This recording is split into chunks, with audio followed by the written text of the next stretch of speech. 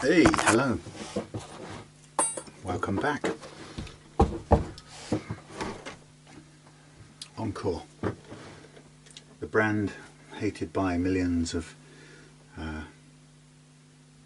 pretentious guitar aficionados, connoisseurs who sniff and sneer at this piece of wood made by the lowly Encore company. But this isn't just any old Encore, and actually any old Encore isn't bad. This is an Indian-made one from the late 80s, probably early 90s, something like that. I can never remember which. This is from the Greta factory in Chennai in India, and this is a solid wood body which is quite weighty. It's not full thickness, it's a little bit less than full thickness, but it's got good weight to it, and they tend to have very nice necks, and they're quite richly finished with poly, and they have a characteristic shaped headstock which you'll get used to if you like these things when you see them a lot. Phone's making a noise. The shape of the headstock has a little hooky bit here. It sort of comes out, but it's not smooth. It's a little angle almost. And that is a telltale sign of the Greta factory Indian-made some Mustang or Encore Strat. Now this one I bought last week. I've just come back from a bit of London stuff, so I've been away from the guitars for a couple of days, but I got this came just before I went away, and this is I saw this one on eBay, and I like these things.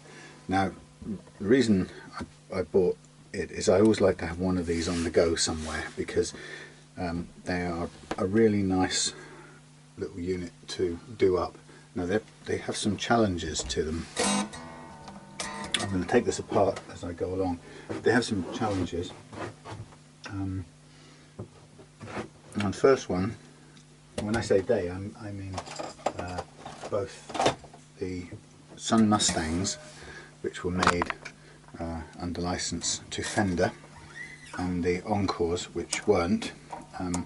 But they both have they have a challenging aspect, and that is they are just slightly smaller than a Fender Strat. So if you want to upgrade them and do anything fancy to them, you're going to struggle, because this is a 50mm spacing bridge, and that means that even the smallest bridges you get, replacement bridges, which are typically the vintage, so-called vintage bridges, are at 52.5mm spacing. So even the smallest ones are going to end up putting the strings too close to the edge if you go ahead and replace one of those, or put them very close to the edge, I should say. Now not only that, it also then changes the spacing of the strings over the pickup pole pieces. So if you want to make adjustments then, or modifications, then you have to be prepared to do quite a bit of changing of things. So for example, if you're going to go for a 52mm bridge instead of the 51, you can get it in there. You will get closer to the edge, but then let's say you might need to make sure, if you're like I do, refretting it, you don't bevel the fret edges like this, you bevel them more like that, which gives you that extra little bit of room on the edge to play with, literally.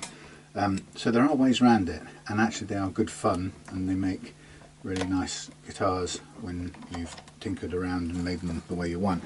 Now I've got one, I've built myself a guitar based around a red Encore body identical to this. You might have seen it somewhere in my videos, but it came about because I found locally to me in Tavistock, I found a bunch of parts that somebody who used to make guitar things had passed away, and he'd left a load of stuff which a friend of his was selling off, and I happened to buy some, well, most of his stuff in the end, but one of the early bits I got from him was a beautiful maple neck, which actually when I got it, it was attached to like a toy Encore guitar, one of those little thin body ones, junior guitars. But anyway, so I took one feel of this neck and I thought, I've got to have this, which is exactly what I did. And then for a little while I kept it on that toy guitar and messed around with it, and then I decided that I liked it so much that I had to do something with it. Now it happened to be a narrow gauge neck like these are, and so I waited for I was waiting for a Sun Mustang, and then actually one of these came along, and I mated that maple, that very elegant narrow gauge maple neck, to a red Encore Strat body, and it's absolutely brilliant. I love it. So what's the thing to do with this? Well, there's a couple of things you can do, and a couple of things I can do. I've got a few choices. Either, well, what's wrong with this guitar as it is, it's been owned by somebody else, and they've done a couple of upgrades. They've upgraded the nut to a bone nut. They've put some locking tuners on, which are unbranded, but they're not bad. They've cleaned it up. They've polished the frets and possibly even leveled them as well. I think they leveled them. A really good seller, done a lot of work somewhere along the line to this, and there's nothing really wrong with it at all, except that, for my liking, the frets they're jumbo in width, but they're too low for my liking. They're kind of flat on this side, so they've been worn, and there's a bit of wear in the fingerboard and stuff. So this is a kind of tired neck, but the owner, the seller, had done a really good job, and for my £65, that was a lot of good work taking care of this. Now, since I like to modify them and tweak them and do things anyway, this is a really nice start point. So the simplest level, I would want to refret this because it's just tired. These came with these really big jumbo frets. That's one of the things that you can spot the Indian Strats by the great big jumbo frets. And if you're lucky and you get one that hasn't really been played, you get amazing long lease of life out of those frets. But these are big but flat, too flat for my liking. Also, the nut isn't quite right, and it's a bit too low on on the high E, I think it is. But anyway, it's not a bad start point. And actually, the pickups on these are pretty good. I mean, I played this the other day for an hour or so, and I really enjoyed it. The only trouble is, if for some reason, I don't know if it was to do with something down here, something sharp up here, but it kept breaking the top E string. So I would need to sort that out, whether it's the bridge saddles or whether it's the nut. But anyway, I didn't get to play it as long as I wanted, but it was great fun to play. So, and it was it was playable straight off. So the previous seller of this had done a really good job in setting it up.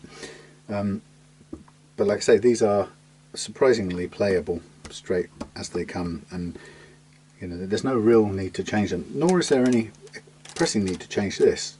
This plays brilliantly. The thing that this needs is the frets improving and a replacement on the nut. And I think I may just do that, and while I'm refretting it, I may well just slightly reshape the neck, the headstock as well, and put my own logo on it, and then I might down the line make some further modifications.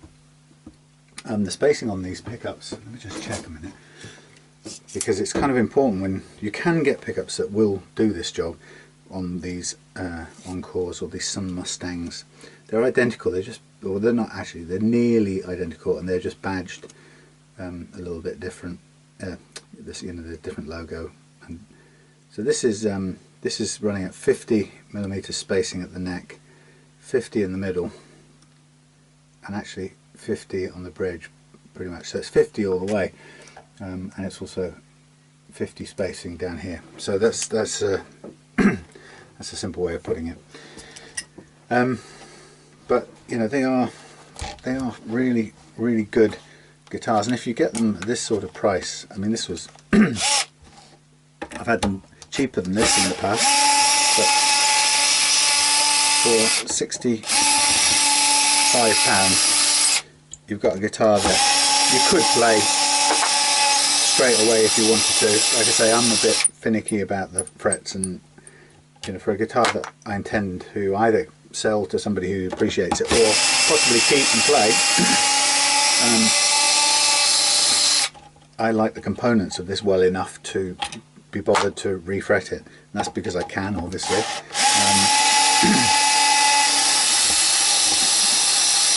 And the truth is, if I were to do some upgrades to this, and as well as refretting it and so on, I'm not going to get my going rate for doing a refret back out of this. That's a given. But it's not the point. This is one of those kinds of things I'll do in downtime and enjoy it, because I just like giving this, particularly these Encores, a new lease of life. So this is typical of the wood that these things are made in. Some sort of Indian hard woody stuff. I've also got an interesting little configuration. So it's this kind of greyish looking timber, but it's hard and it's quite heavy. We've got a heel mounted truss rod, which is my lesson I've learned the hard way, is I'm going to make absolutely certain that that adjusts before I waste my time doing any refretting. These tuners are not a bad little improvement, and the previous owner obviously has, you know, lined them up. They're a bit of a jaunty tilt, because I think he's made them line up with one of the corner screws on the original I suppose trapezoid, whatever those kind of pressed metal chrome things. So he's done that rather than drill new holes, which is a good idea. All of these things come with this inspected sticker, a yellow inspection sticker. It's funny, it used to get that sticker as well in loads of the Japanese K Strat copies as well. So I'm going to take this whole thing to bits in its component parts, because over time it's going to come back as a different thing. Now, like I said, if you wanted to, with something like this, if you wanted to upgrade the bridge, then you could go to 52.5, which gives you the option then to get hold of, you can get bridges at that spacing with full weight tremolo blocks. So you've got quite a lot of upgrade options. Like I said, it puts the strings possibly too far to the outside of the neck, but like, you know, if I'm refretting, I can kind of cater for that a little bit, and make sure that my beveling is more upright than it is slanted, and that will just give me that little extra bit of room. And 52 on this neck actually does play just about okay. It's not unworkable, but you have to be very careful about how you bevel the edges, where you position the nut, and how wide the nut aligns the strings as well, depending on where you got the nut from, whether it's one of these Chinese generic ones or whatever. So there's a few things to think about, but is it worth doing? Well, I think it is, because the one I've got upstairs is one of my favourite ever guitars, and actually I kept it whilst I went ahead and sold my JV Squier from 1983, and I know that one was, you know, very slowly accruing value over the years. You know, it's like a long-term investment, you could say.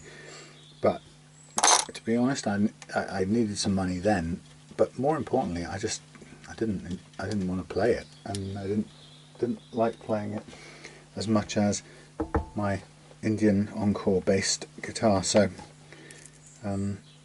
that's how good they can be when you get them to suit your own taste. So it really is worth doing. You know, yes, you could instead modify a you know, a Squier or something like that, which has a much more standardized fittings, and you don't have quite as challenging a problem to get parts and stuff for it. So yeah, that makes a lot of sense in its own way. But I like these because I also like the fact that the body is quite slim. There we go. Straight down onto the floor with that. I don't think I'll use this again, but I may well keep it for another time. So on this neck, I would kind of make it into a softer shape, and then put a different logo on it and mess around with it, or I might put a completely different shape on it altogether. But I will take the frets off that, and then I can also just clean up the fingerboard, refresh it, because it's quite a nice load of good quality Indian rosewood in there. So here we've got standard Strat backing plate. We'll have a fairly low quality zinc alloy bridge in there, or block. And the thing is, you know, why do this instead of putting the effort into an affinity or something like that with a few more options? And I don't know, there's something about these I like, and there isn't a lot of logic to it.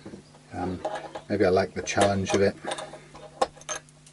but I like how they feel once they're done to my particular taste. It's just a matter of personal preference. Now I'm missing some things that I took to the gig the other day, a couple of tools in case I had to change strings, so they're out there. Okay, so I'm going to just take all of this apart. Now I've got endless sets of bridges, but again the saddles are a certain size, obviously, to work out at the 50, so the 10 millimeters rather than the 10.5 of many of the replacements. That one's a bit ropey. Something else here. Be careful with that one. That doesn't want to come out.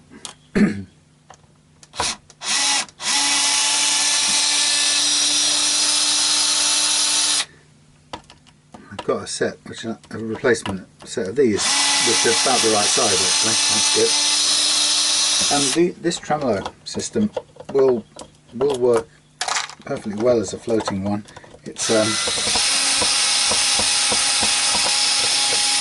no better or worse than any of the Squier basic Squier systems. None of them are particularly good, but it's like I say, it's no worse than most of them. It just needs, if you get your nut correct and you get your slack all stretched out your strings, you can use the tremolo. Well, if you set it up right, you can use it pretty effectively and keep good stable tuning. So I'm taking literally everything off this so that over time I can choose what I put back on. Now this is a bit corroded, this some of the lugs on the jack socket here, so it wouldn't hurt to replace that with a half decent quality one, and there's no reason why not to anyway, so we've got plenty knocking around. Let's do this the other way. Just going to remember, these are always, actually these are, I think these have been replaced. Sometimes they're smaller, slightly smaller. Now the Indian electrics tend to be a little bit ornate and interesting, oldie styley. And the pickguard isn't your standard shape either, so a Squier doesn't automatically fit with this. and there we go. Very basic stuff, characteristic, same kind of pickups that came with the Sun Mustangs, but they sound fine actually, and they yellow nicely over time. Sort of a cheap switching arrangement, and these are 500k pots, mini pots. And interestingly, I think they've done the B's are the volumes, B is the volume, and the A's are the tones. But again, you can change that stuff out if you want to, but it played absolutely fine beforehand. And then here we have the same as mine. We have a swimming bath routing arrangement. This is a bit sort of, it's not too bad actually. There's no cracks in here, there's no cracks in the neck pocket, which is really unusual for any kind of Strat body, but this body is in good enough condition. There's a couple of very, very tiny little dings which I can touch up if I'm interested in doing it, but this will actually buff up on the wheel quite nicely.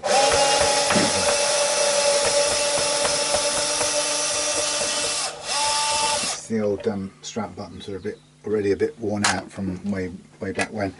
So this is interesting. This is an owner modification here.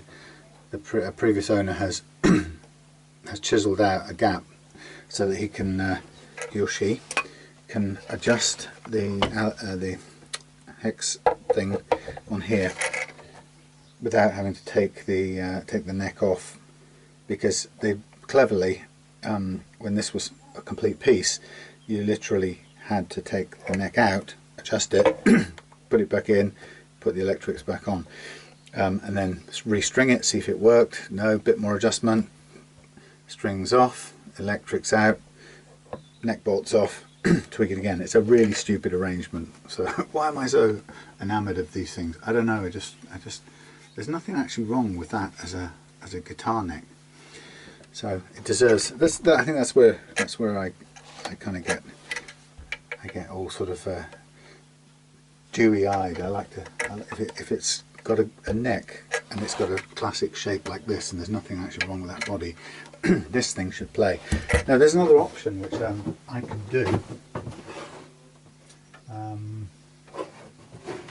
I'm not necessarily going to do it just now, because here's one I made earlier. This is an upcycled neck that I made from a Chinese reject that was a cheap Chinese neck that was horrible. Anyway, I've sort of taken it and stripped it, taken all the frets away, reshaped the headstock from what pretended to be a Stratocaster into a more kind of fairly credible telly shape. Put my own logo on it. It was saffron yellow colour. It was horrible. So I stripped all of that off and then just re-lacquered it in a light poly, which I then buffed on the wheel a little bit, but it's actually revealed some really nice. Anyway, point being is it's a telly shape with a Strat curve on here, and you can see some of the original colour. But if I wanted to, I could put it to work on this by routing this out slightly. It's a bit of extra hassle, but I could do that. This neck would then fit. Then I could go to the 52mm bridge with a heavy steel block. Then I could put some modern pickups in with 52mm or 52 to 50, bridge, middle, neck pickups. So, and that gives me some fun to turn it into whatever I want. But I'm not going to do that because I've got a plan for this one. This is going to be on my next guitar, part of which is brewing down here. That's 3 pieces of Eki gluing overnight. And they still need to be flattened and thicknessed, I suppose we call it, and then they'll be partnered eventually with this piece of one single piece of yew. It's got some cracks in it and stuff, but it's not going to matter when it's glued solidly to the Eki underneath, and it's going to need some chambering, or the Eki's going to need some weight relief chambering into it. But this is going to be a beautiful mix of sort of bright orange and golden yew mixed in with the classic chocolate coloured Eki. Anyway, so that's what that neck is for. So I'm probably more likely to just refret that one. But as I say, it could be, there might be other things I've got that I could modify. So this one is yeah, about a millimetre or two out, but again I could route for this one. This is a leftover marlin probably, but I don't trust this because it's I basically sanded off most of the the neck in its entirety to get it straight and unwarped, so it's possibly not really going to be that good to play, but you know, it's just fun to knock around with. So the thing I was going to check now is this important bit before I invest any more time in it. The other thing about these is if you're interested in kind of learning more and doing more with this, you know, building and experimenting with making and so on, is that something like this is a really good thing for you to mess about with. So for £60 you've actually got a really good basic starter guitar. And one of the things you could teach yourself on this is how to reshape the whole neck to a different profile. Ooh, does this feel good? I don't know. That feels like everything's spinning too much. Well, that's actually not the right gauge anyway. Okay, that'll be better. Good. Okay, so I'm just cranking this to see if it puts it into a convex shape, and so it does. So a quick check on it. It's not twisted. It's now, the truss rod is working because it's now convex. Now I'll just take this off again, slack it off, and that will then go back. Actually, you know what I'm going to do? I'm going to put it into the convex shape, and the reason I'm going to do that is because, in principle, putting it into that arched or backbowed shape makes it easy to pull these frets out, because it sort of it'll prise apart the slots. So this little thing here needs to get hung up. It needs to just get hung up, man. Where's a bit short of all my bits of paracord. I don't know where they've all gone. Anyway, for those of you kind people who inquired after my mum's health, I was up there yesterday and the day before for a few days, and it's the first time I've seen her since her diagnosis with cancer, and she's struggling with the chemo, and it's a pretty hideous thing to go through, and as Claire knows, and she's gone through it.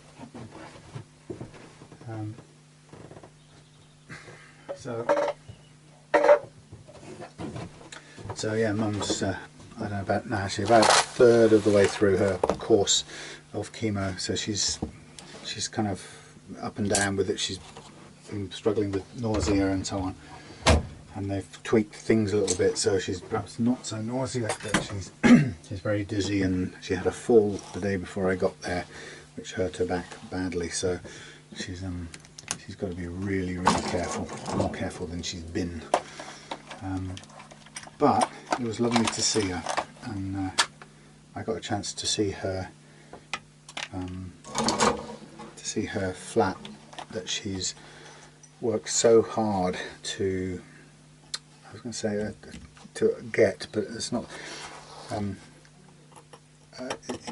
You may have heard me talk about it before, but she's actually, you could find out about this if you're ever interested. She's a founder, one of the founding founder members of a group in North London called Ouch, OWCH, and it's the Older Women's Co-Housing Project, and it's a groundbreaking project where a group of women decided that they wanted a say in what they did, how they lived in their future, their later years. So instead of the normal thing of, you know, all living alone and hanging on to your property until, you know, your health demanded that you go into a care home and then kind of spend all your money on, you know, a nursing home or something like that, they decided to they kind of said, well, why couldn't we create a community of like-minded people, like-minded women actually, of a certain age, who could live independently but share a kind of some degree of common activities and facilities and spaces. So to be independent but have a really good network of help and friendship and stuff. And anyway, it was quite a radical thing, because it brought with it a whole load of precedents really, that had never been catered for. And so they spent probably about, I suppose in total it's been about 15 years in the making, something like that. It's incredible. And all the while they've been, struggling with just normal human relationships, getting to know each other, learning how to work together, and they have worked together all these years to finally overcome all of these hurdles, some legal, some social, some financial, to basically build and move into their own beautiful place.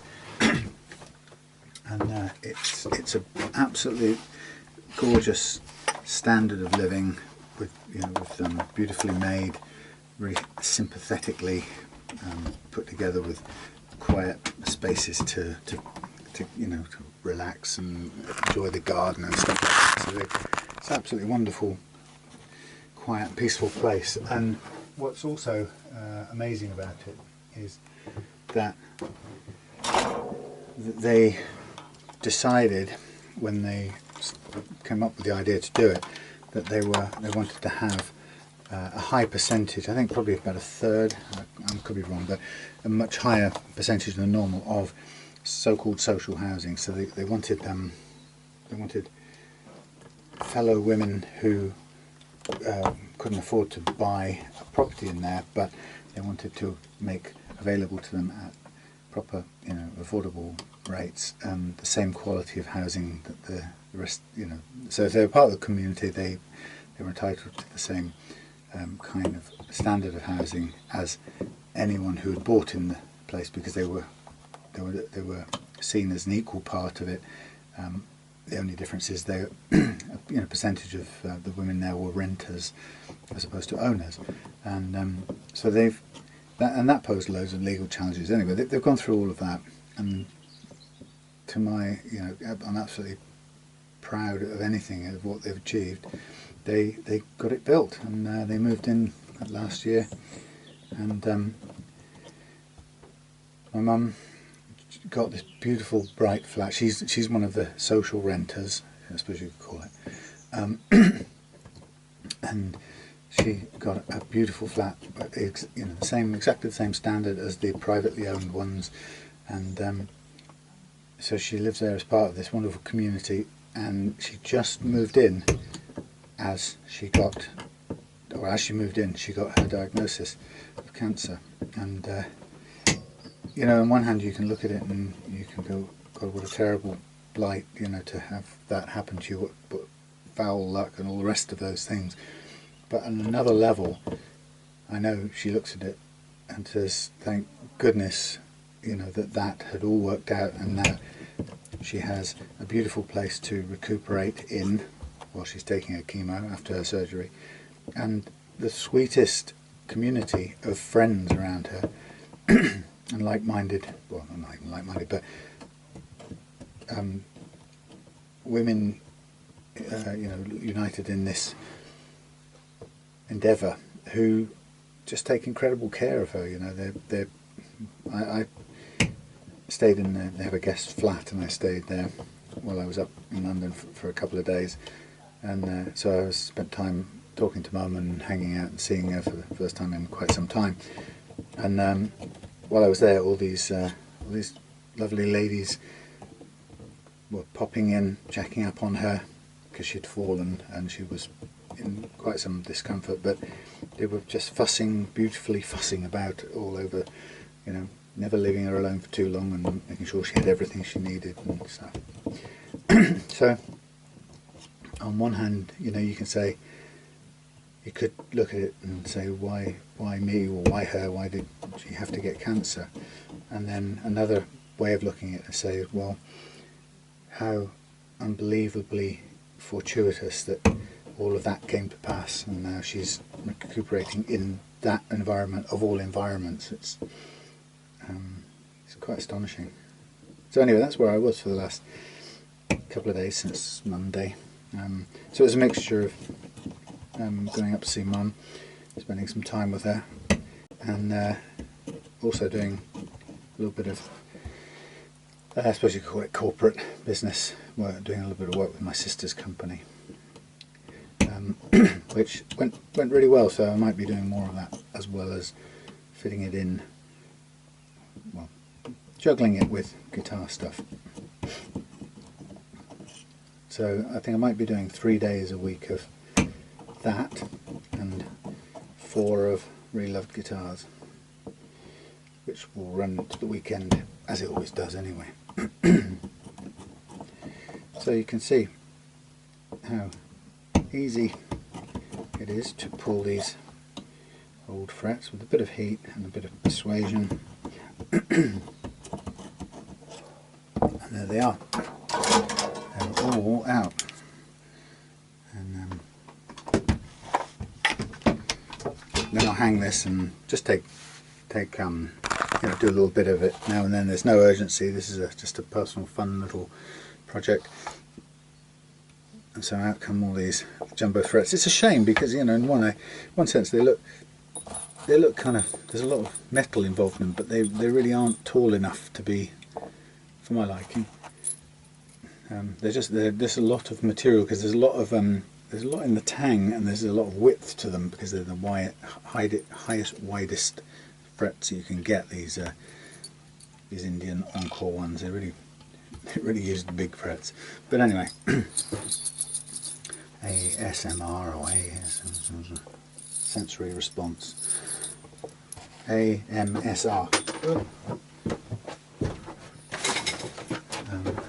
So there we have the nice rosewooded neck. A few little crunchy bits sticking up. Now, if this was, if I wasn't going to do anything with a radius block, i.e. if there was no wear on the fingerboard, I would probably just clean up each one of these individually so that I could put new frets on without much trouble. But it's got some, I don't know if you can see it, but it's got some corrosion on these first couple of frets where it's been well played in its lifetime. So it's a good opportunity to take a radius block. I forgot what the radius is on these. Isn't it 16 or something? Don't know, it's going to turn out to be 12, isn't it? Yeah, right, it is. It's a 12. So you get a radius block to suit. Oh look, there's a 12 ready to go. And basically it's just a matter of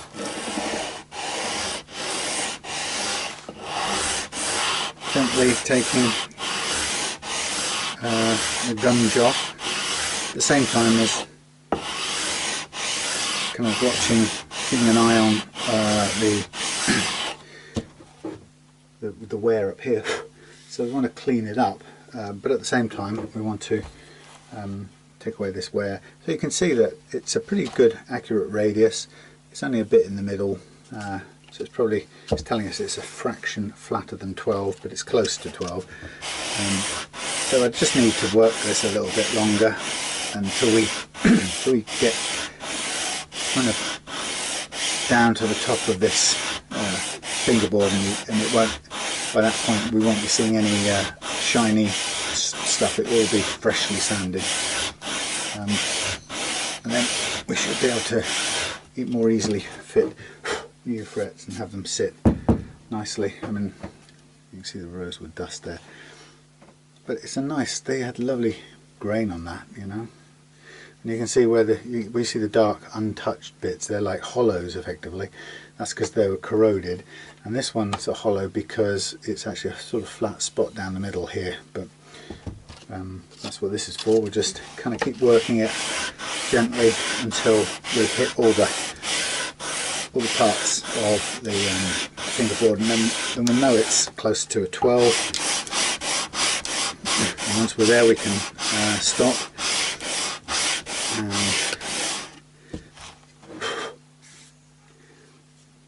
oh yeah, one of the things that yeah, I haven't done much of this. One of the things to do is just make sure that it's not too humpbacked. Otherwise, you'll end up, if you're not careful, you'll end up taking more out of the middle than the edges. So you do want it, broadly speaking, flat. But it's an early stage in the process, so it's not a problem if you forget it like that and then just remember it.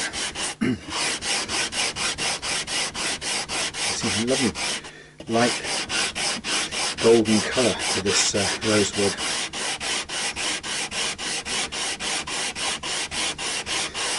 This guitar also had a chip taken off here, which is quite common when people take the nuts off. They often chip on Strats. They chip behind the nut.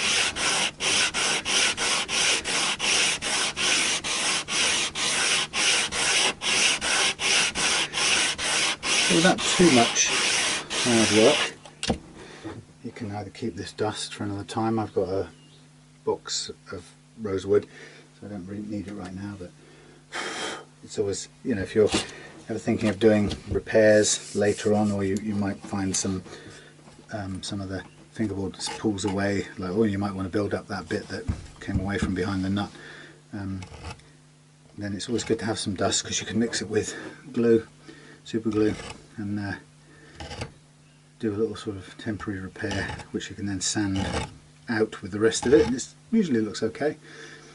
Not perfect, but... And then obviously, yeah, as you're working it, you need to make sure that the slots are clean anyway before you come to put new frets on. Now this some of these, I don't know if there's no, this is interesting. This has been refretted before somewhere in its life, I think, because they originally did come with jumbo frets, which is one of the nice things about them.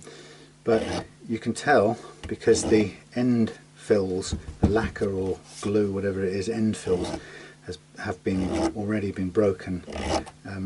So I'm not breaking them now by doing this. And that means when I come to refret it, I have a choice now. Either I refret and stop just short of the end with the tang, in which case then it needs filling with glue or something, or I just fret right through, right up to the edge with the tang, and then the tang just shows up against the side.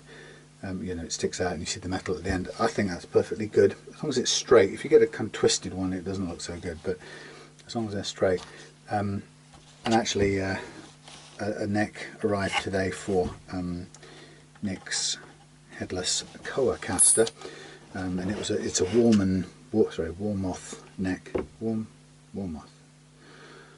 Yes, Warmoth, the American neck building people. Anyway, it's one of those custom made ones, and it's got an ebony board, and it's made of wengi or wenge, whatever people call it. But on that, the frets go all the way to the edge, and are beautifully finished off. It's a very nicely finished neck, and I would be proud if I could get as good a finish on the edge of the things I do as that. But anyway, so what I'm just going to do here is, this is ready to throw that paper away, but I'm just going to get a bit of this, because when you do refinish the fingerboard, or re-braid this fingerboard, it tends to sharpen it a lot. So I'm just going to use the same 180 grit paper and just round that off a little bit, so it's not, I could do with even more actually. Yeah, it's just so it's not completely razor sharp. Much nicer to have a rolled fingerboard feel. They're still quite sharp actually, or quite fine. You have to work quite hard to really round it off. So anyway, there we go. That'll do for now. Yeah, nice feel. So I can stop there. It also shows me, I don't know if you can see, but that bit of refinishing has kind of almost reached down into the chipped off bit, so it doesn't even look like anything's knocked off there. So it's kind of rejuvenated that a little bit, which is quite good. So the nice thing about upcycling a neck yourself is at this stage you can be choosing whatever you do with it. So a fun thing to do is to reshape it. So for example, you can get a feel for it and say, you know, if it's too chunky down at this end, you could slim it down, and it's quite easy to do that. If it's a valuable neck, you won't want to do it for the first time because you'll be scared of ruining it. But if it's not particularly precious like this, there's no reason why you wouldn't clamp it down. Take a plane, sorry, not plane, I wouldn't get that in there very well. Take either a scraper, a knife, or a file, and I'd typically start with a file, and you know, just thin this down. Now at the moment, these Sun Mustang necks can be a little, some of them, they tend to be two different profiles. Some of them are quite slender when they come to here, and they tip up towards the flat bit here. This one's one of the more uniform ones that's just sort of roughly the same thickness all the way through. Now of course if you reshape it, you're going to need to refinish it, but I'm going to do that anyway because I enjoy it, and it allows me to make the whole thing look brand spanking new with whatever I've done to it. So the other thing I'm going to do, of course, is for fun, I'm just going to give you an idea with this. This isn't the final thing, but I'm going to take this and I'll probably do something like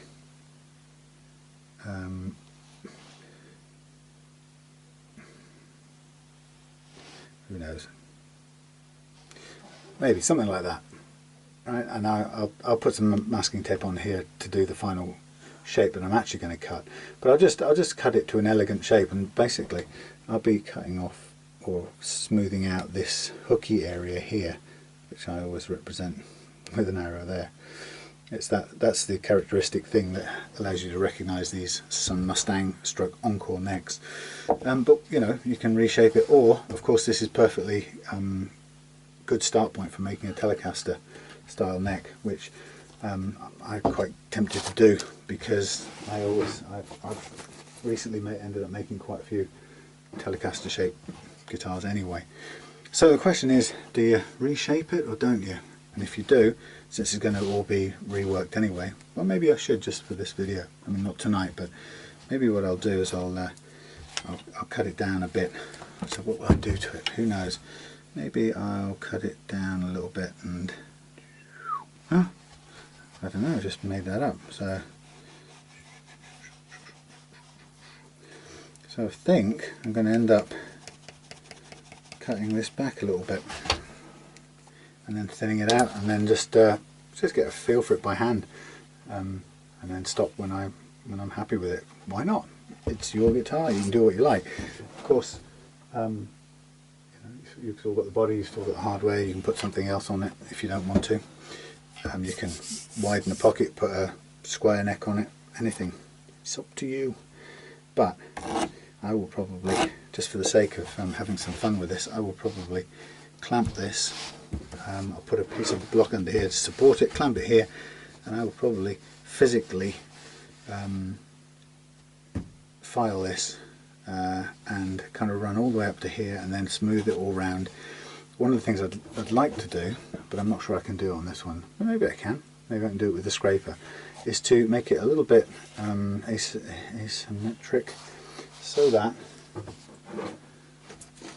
I'm using this a bit of plastic on top of my whetstone, so that instead of the shape being like that, looking down there, I might want it to be more like that, or kind of snail like, so asymmetric, whereas that's kind of symmetric. This is more elongated that side, and so on. So you can do that, and that actually makes quite a difference in how it feels, because when you think about your hand, is sort of it's that asymmetric shape there, and so in a way this part is going to be thicker. In fact, it's going to be the opposite way around than this, so it's going to be bulkier here and then tapering over there, or down there as we see it from this side. So that's one way of making a unique feel to a neck. This is actually pretty symmetrical. It's you know, you wouldn't, it's not an expensive guitar, you wouldn't expect it to be made to some interesting profile, but you know, we've got the option to not only thin this down at the same time as see if we can introduce a bit of asymmetricality to just give it an interesting feel, you know, and then we'll still have the basics there. We know the truss rod works, we know the tuners work for some, we can put those locking tuners back on, and the fret slots are good, and the you know, the fingerboard's good, so have some fun. 65 quid. If you get it wrong, you've learned loads. Okay, right, I'll see you in the daytime to carry on with this, and yeah, bye for now. It is but a sunny Friday, and here I am in my summer attire, and I'm only putting the video on because I got stuck into doing this because I couldn't resist it. I'm going to be reshaping this here neck. Headstock is the word I'm looking for, and while I was at it, I just thought I would have a go and get straight into the reshaping of the actual neck itself, or giving it a slightly different profile. So one of the things that I've been enjoying doing is playing my extra special maple neck that I got from the late Graham in Tavistock, and that has a slightly asymmetric, so rather than that, it's like that, if you get what I mean. I could probably do it much easier by drawing the damn thing on here.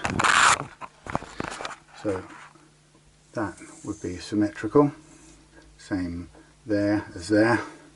In fact, Graham's neck is more like that, so it's clearly not symmetrical, but it makes it much nicer to play. So I'm just going to I am already in the process of trying a little bit of difference on this. So I took my file. First of all, I wanted it to be thinner at this end, so I've carved downwards into here and tailored it a little bit so it's not too extreme. So you can get your rough file, and you can really sort of just enjoy tapering it, or making sure the transition to the thinner part is nice and smooth, nice progressive, I should say. And then what I did was I sort of tailored it that way so that the hump is here and the tail of the snail is here, and that's how it sort of that's how it ties in with the hand. So it's going to have a different feel to it. Now you can see it's pretty rough at this stage, and that's absolutely no problem at all, and there's no set way to do it. You can do it with whatever tools feel right to your hand. In this case I'm starting off with pretty rough files, and then I'm going to transition to blades, for example, and they're great to use. You can use scrapers, or if you don't have those, you can just make it work. Yeah? No. Yeah, you can just use a really sharp blade, which I bought a bunch of these this afternoon, and the price of these from, I guess it was Travis Perkins, UK based builders merchants, 10 pack of these for £1 plus VAT, so about £1.20, so it's 12p a blade. And for something like this, yes, you'll blunt it off, but you can see it takes nice chunks of everything off, and so you end up with a much smoother carve. doing it this way, we'll, before too long, we'll get rid of the file. Now, of course, it's harder to do that up in this corner here. So another way of helping to do that a bit is to, you can either do it with a rough sandpaper, or you can get hold of a couple of that one, or that one, a couple of round files. If you need to take a lot, this is a fairly kind of aggressive one, but again, it's actually not that bad. You can use it freehand, and it helps you just take out the bulk of the material you need. And of course, the beauty of this is you can feel it at every step of the way, and then you can use a finer one. These often need a bit of a sort of clean out before you use them again. They do get clogged up. These are metal files, really, this particular type. That's a wood one, this is a metal one.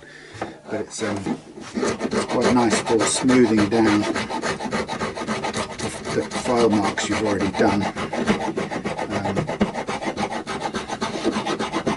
So this is making this particular bit easier to scrape with a blade. And then if you need it to stay still, put it down on there a bit more.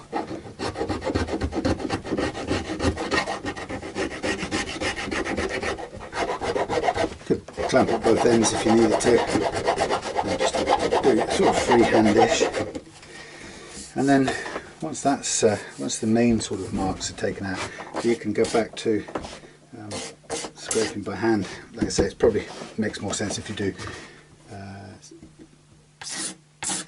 clamp down both ends, but I'm sort of holding the other end, and I'm taking off. I'm going to end up trying to take off most of the lacquer because I want to refinish this by hand, and I'm not too bothered about putting the new stuff on top of existing stuff, so I'll sand all this off once I've reshaped it. And so while I'm doing this process of reshaping the neck, it's absolutely no problem at all for me to take the lacquer right down to the wood, or close to the wood in the shaping part of this. Well, some of it will be past the lacquer layer. So let's squeeze that a bit harder.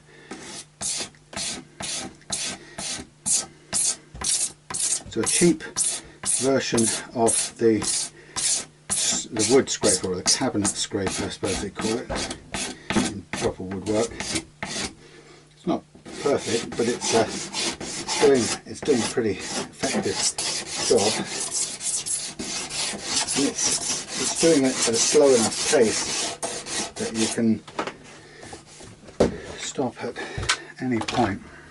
Obviously there's going to be a bit of hoovering up to do it, and so you can start to feel your new shape, which is both thinner and maybe a little bit, could even be a tiny bit too pronounced, the curve. It's only really in that end here. I mean, I say too, it's still nice. I'm not going to complain about it. But again, you can sort of do all kinds of things to tell where you are. You can mark the neck up, and this will help you keep a track of what you're cutting and what you aren't. So if I was say I was saying that's a little bit over pronounced there, so I want to just gently take down this snail part of the curve, the snail shell part. So I'm just rounding that out, or flattening that out a little bit so it's not quite so extreme, and then just make sure I cover everything so it gets to the right to the edge of the lacquer. And you see it like taking away the pencil. I am in need of some marker pens actually for fret levelling. So just remember to go and find some.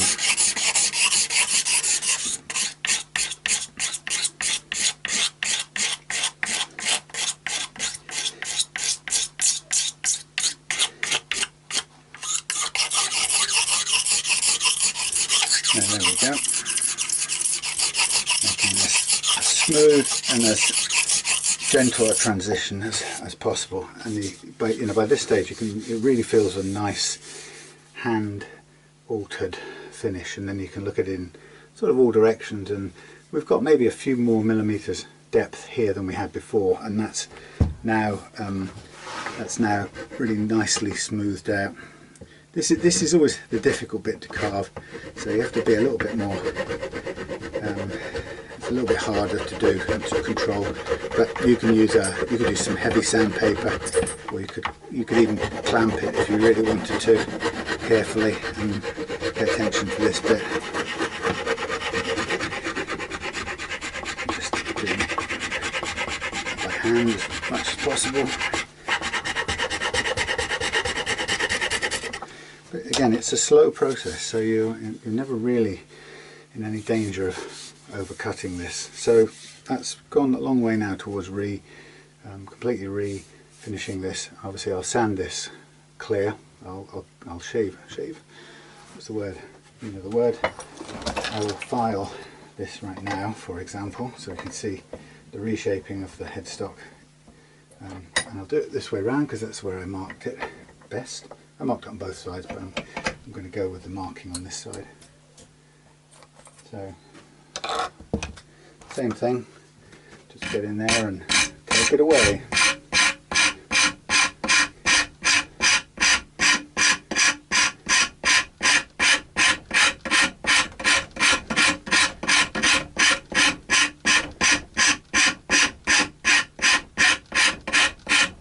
Easy.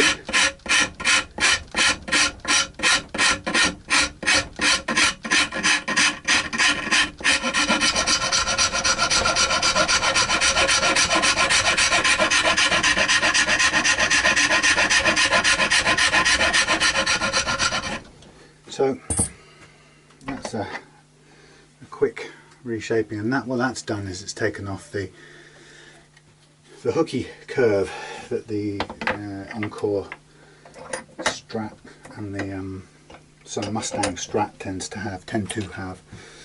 So it's quite a nice little reshape whilst keeping it very strap-like. Now then, to get into this corner bit, you probably need a half file, semicircular looking file, and you can push your way into the corner. Hopefully ideally your vise will be also clamped down just for purposes of keeping it in place. That's if you don't have it permanently fixed, which I don't. I'm always moving it outside into the sunshine and stuff like that. So it takes a bit of care to make these lines kind of correctly meet up here, and as you're taking away from one side you have to leave enough to carefully join up together without under or overcutting. So and it's purely by look, by eye.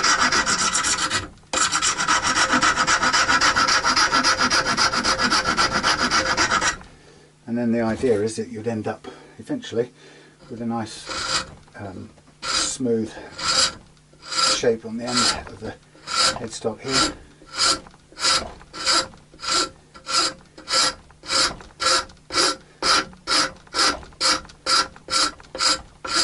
Okay, it's just being careful with the little cornery bits. I think that's the main challenge, and wherever possible keeping your file square to the wood, which you can eventually get and sort of tidy up if you don't get it the first time. Get right to the edge of the area with this type of file.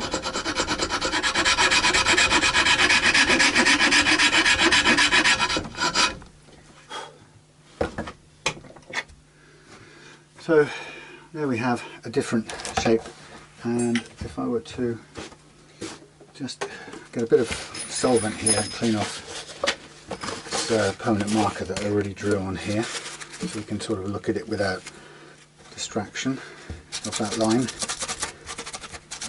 There we go. Yeah, so we're not far off a nice shape. We could leave the Encore on if we could be bothered, but I quite like putting a Morris on it by the time it's all been reshaped and everything. There's absolutely no reason why not to. Even more so at the moment because he's missing, poor fella. He's disappeared. Haven't seen him for about, well, since I was away this week, so I'm crossing my fingers that he comes back, because I would miss him like hell. But you know, cats, they're extremely independent, and I recognise that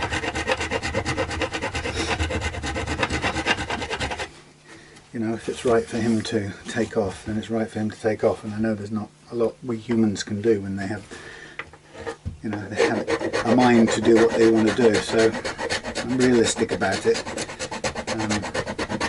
Just be nice to see him again, but all the more reason for wanting to put a Morris logo on this headstock.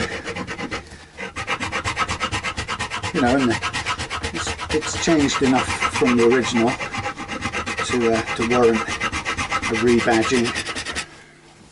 You know, it's no longer what it was, and it won't be recognisable, so people won't be able to look at it and go, oh yes, it's one of those Encore India necks, because it won't have that feel to it anymore. So when you're at this stage, you can continue to take off lots of lacquer quite quickly with a good blade, as well as the inspection sticker. So it's a fairly fast way of doing it, and it's also good because it keeps the surface nice and smooth and even because of the nice straight edge of the blade. Now on this sort of surface here, and the front and the back surface, there isn't really a need to go all the way to the wood. It is, providing the lacquer isn't, you know, deeply coloured lacquer, then we can kind of work probably from there onwards, although it's got a bit of a shadow, and the same with the front, it will have a shadow. So, you know, sometimes I leave a bit of lacquer on there, and sometimes I work all the way back to the wood, depending on just how it works, how it looks. But it's quite nice that you can get rid of the bulk of the old decals and stuff in a fairly quick attack, and you can see where the wood goes back to the sort of lacquer goes through to the wood. There you go. So again, I do this edge here as well with sandpaper. We'll work it all back to wood, and then probably do the same here. It'd be nice to start again from a complete clean sheet. But there we have it. Now I can look at that line, and if I like it, I'll leave it like that. If I think it needs a bit more finessing or whatever, I can always just draw on it and say, no, actually, you know what, that's a little bit on the curvy side. Why don't we go, let's say we wanted to go for something a fraction straighter down this edge here, and we said, well look, there's a straight line. Let's see what happens if we were to eliminate some of this excess stuff here and say, yeah, I quite like the almost straight line. Let's chuck that in there and have a go at that. Hence, it's ours. We can do what we want with it.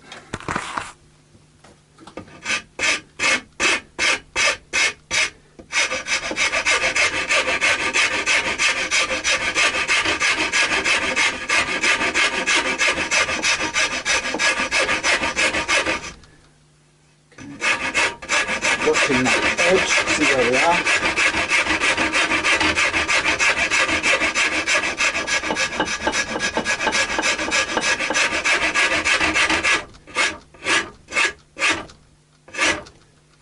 Okay. They are. Okay, okay. Tomorrow morning, eh? Won't be here. Yep. You just need to fill out the mileage and how much petrol's in the tank. There's a thick thing that says full or empty.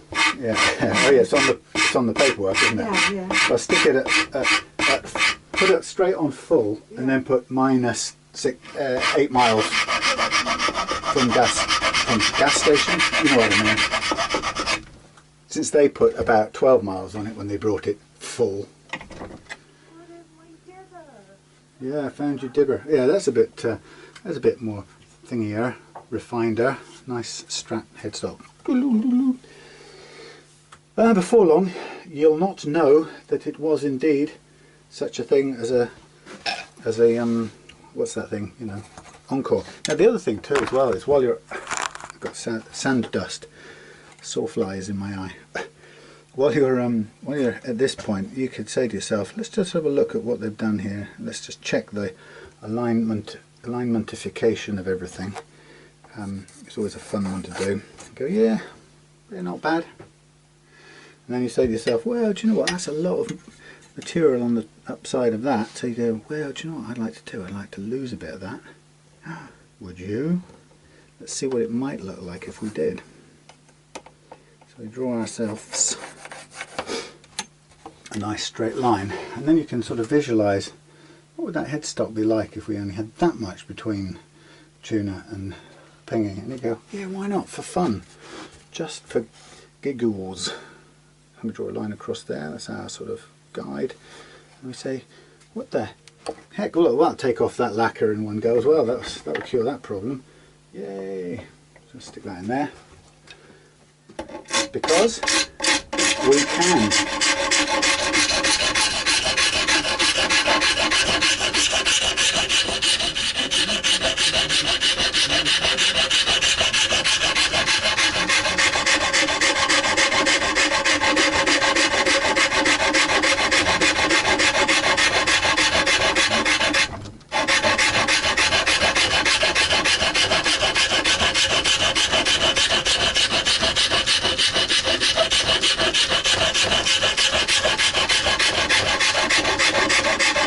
And of course, if you really want to get precise, when you get down to this level, you can put this on a flat surface and use a block against it with sandpaper. And I use spirit level to get an absolutely perfect square edge. I'm not that bothered about it, to be honest.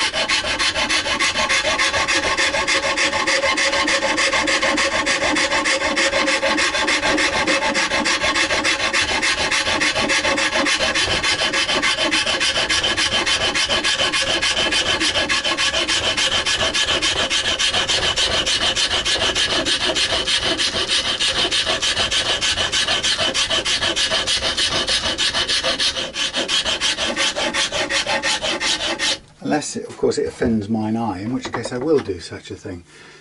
Okay, well, right, I could do with a little bit of counterbalancing. Apart from that, that's in the way of the saw. Come on, saw.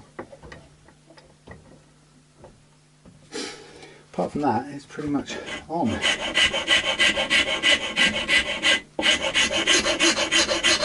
So I'm just balancing up the line now, hopefully.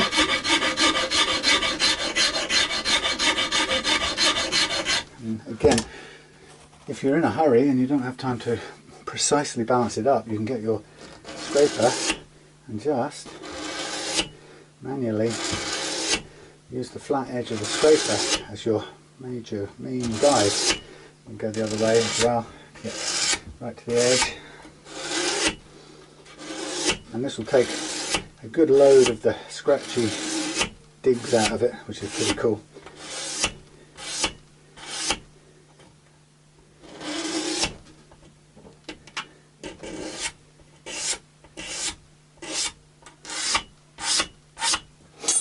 That's just a quick example, and I look at it on the pencil line.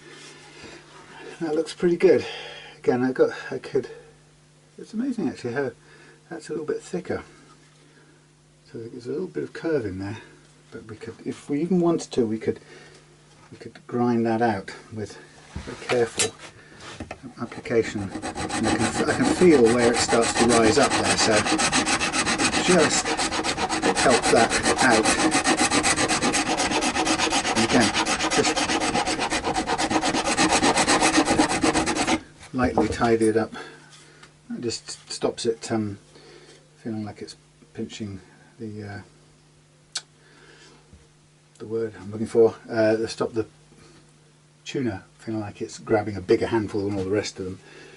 And we can also do here is we can just put a small bit of a curve on here, which will be easy enough to sand round, and we won't have to fight too hard, and then we can just smooth off this curve at the end so it pretty much joins in where we want it to. And there we go. I probably will put it on the block and just give it a straight edge, because this looks really great when it is straightened up. That's a bit more difficult to do, obviously. That's probably just a by eye job, because you can't really get something in there. But that, you know, I'll get that on a bit of paper as well. But there you go, there's our reshaped headstock. I mean, nothing's changed in terms of the hole positions, they're where they were. But now it's just a matter of get some sanding on there, smooth out this little shape here with more careful, what's the word, yes, you know, scraping. And it really is just a matter of sticking with it and going until it's nice and smooth and has the contours that I want, and backwards and forwards depending on what the grain's telling me.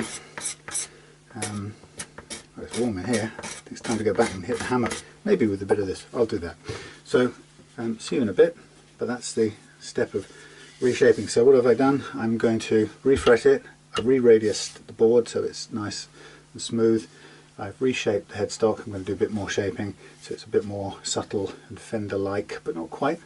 And we can do, by the way, some of this edge here you can also do carefully and you know, persistently with the blade. Same sort of thing. The blade is really, really useful. Even that, but it's not so good on curves like that. But anyway, so I'm going to carry on shaving that and shaping it, and then I'll sand it all off, and then we'll be ready to refinish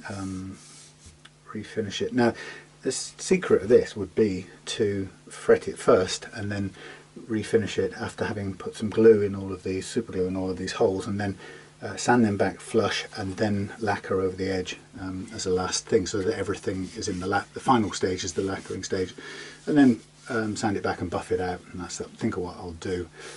But it's nice to be able to do that, because then we can make the fret edges really tidy. Now, I can't remember, did I? No, they're not yet overcut, so I was thinking about leaving the metal sticking out the ends. Actually, maybe I might even try that, but I'll still lacquer as a last thing anyway, because it then allows me to lacquer over the metal ends as well, so there's no risk of them feeling rough. The only danger of fretting with the tang coming right to the edge of the wood, and also I guess with the fret end itself coming to the edge of the wood, is you are susceptible to, if this neck has any moisture content that may dry out later on, and if that's the case, then what will happen is you may find that the board shrinks so fractionally that you wouldn't be able to see it really, but your fingers tend to be able to feel it, because that razor sharp beveled edge then suddenly inches forward a tenth of a thou of an inch or whatever, and you can feel it, and it's quite telling. But anyway, that's there for now. See you in a bit. Jumping ahead a bit here, you can see I've fretted this neck. Whew, and now I'm beveling the edge.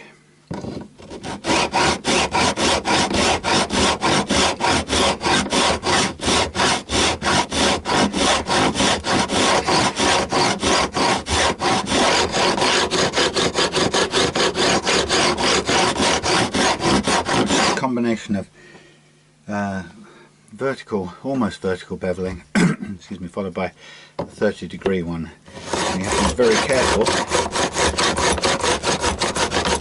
not to allow the file to skip across the frets.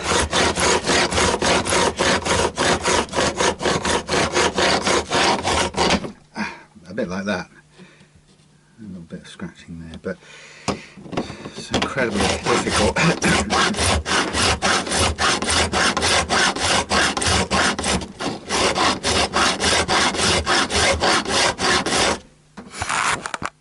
Very hard to do, because you're putting a downward force and a diagonal force. So another way of putting it, it's incredibly easy for the file to kick up and skip across the the fret tops, in which case you get a load of scratching. I think I got away with that just then, but sort of downwards and sideways is a very difficult simultaneous force to apply accurately.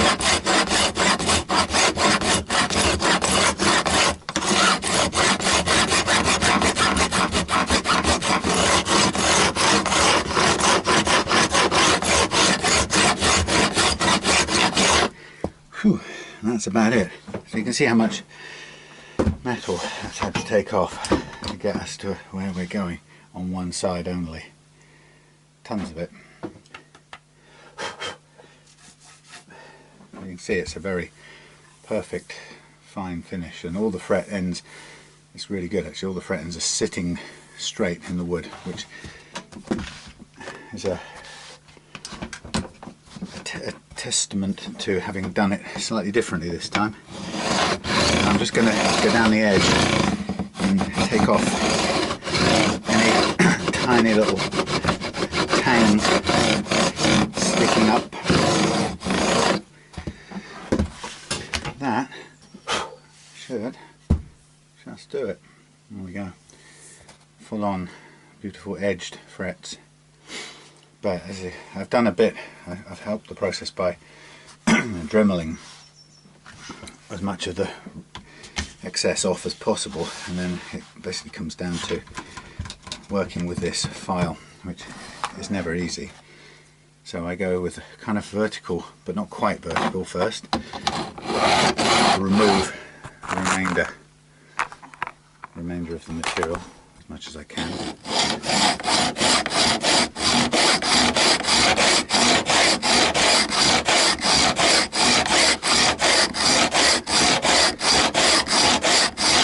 It's just a matter of repetition, really.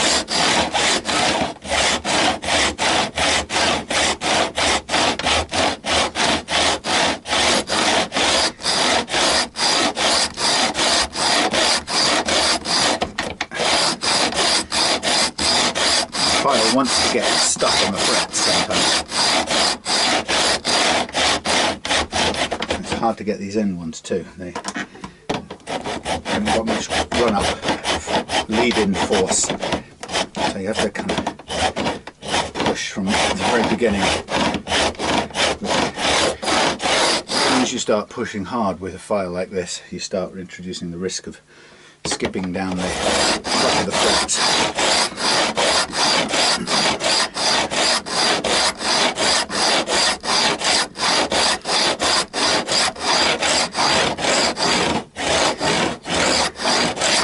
Oops, sorry. Okay, that should be the vertical edge done nicely.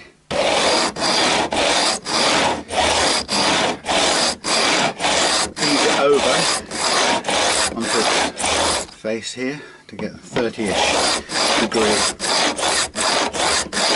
edge.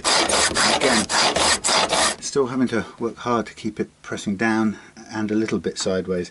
And if you get the balance of forces wrong and you go too much sideways and not enough down, that's when the file lifts up and scrapes across the top.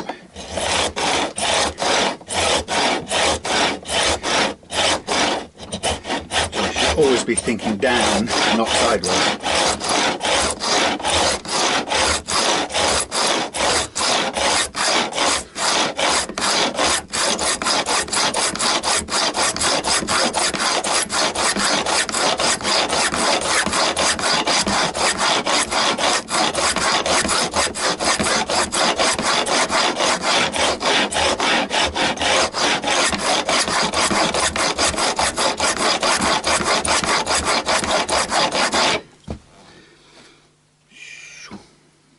Pretty much done. There you go. Lots of swarthy fret dust, as you can see. Once that's cleared off, it's kind of hard work on a steamy day like this, but once that's done, you've got a really nice finished fret, and all of these looking straight, beautiful actually, straight into the wood. Now what you can do next is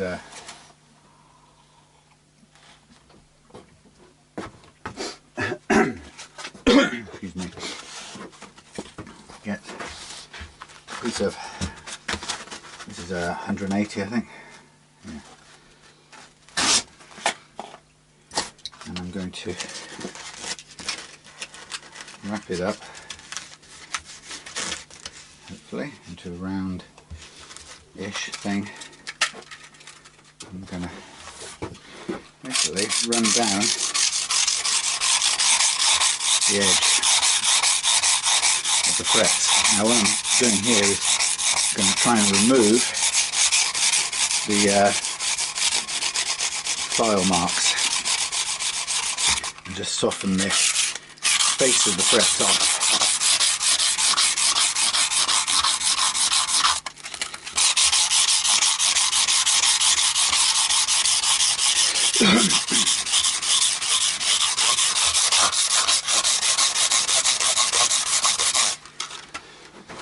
When that's done, you can then go on to it later with a softer grit, and it looks really nice. It's very polished and finished. It's a good go, and then it will eventually also soften off the edges, which will, when we come to the 600 grit, I'll sort of let it run over a bit more onto the top, and that will excuse me, that will take away the, just soften the sharp edges really of the fret. So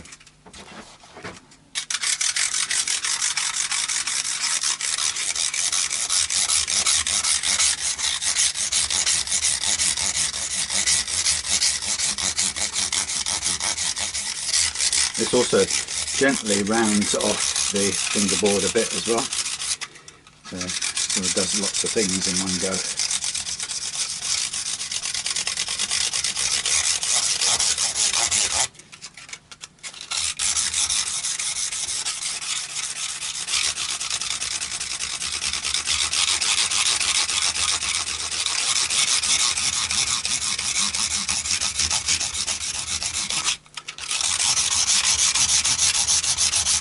A bit more at the end near the body where the frets are all doubled up, because it just takes a bit longer to cut through the metal or the scratches when you get to there. Okay, that's a really nice start for these frets, and I can soften up now with a 600. Now I'm going to use a 600 later on at some point, so it's not really essential to do this bit right now, but I'm going to do it just for looks. And then once I've done this, it will be, I'll take it indoors, and then I'll be ready to basically put the decal on. Now this is flattening out a bit more, which is fine. As long as I've got a surface to press against the fret ends. But it's going to try and tear a little bit more because it's so so delicate. It doesn't quite work the same way as the last level, but you can feel with your thumb where it's going. And then the same with this edge.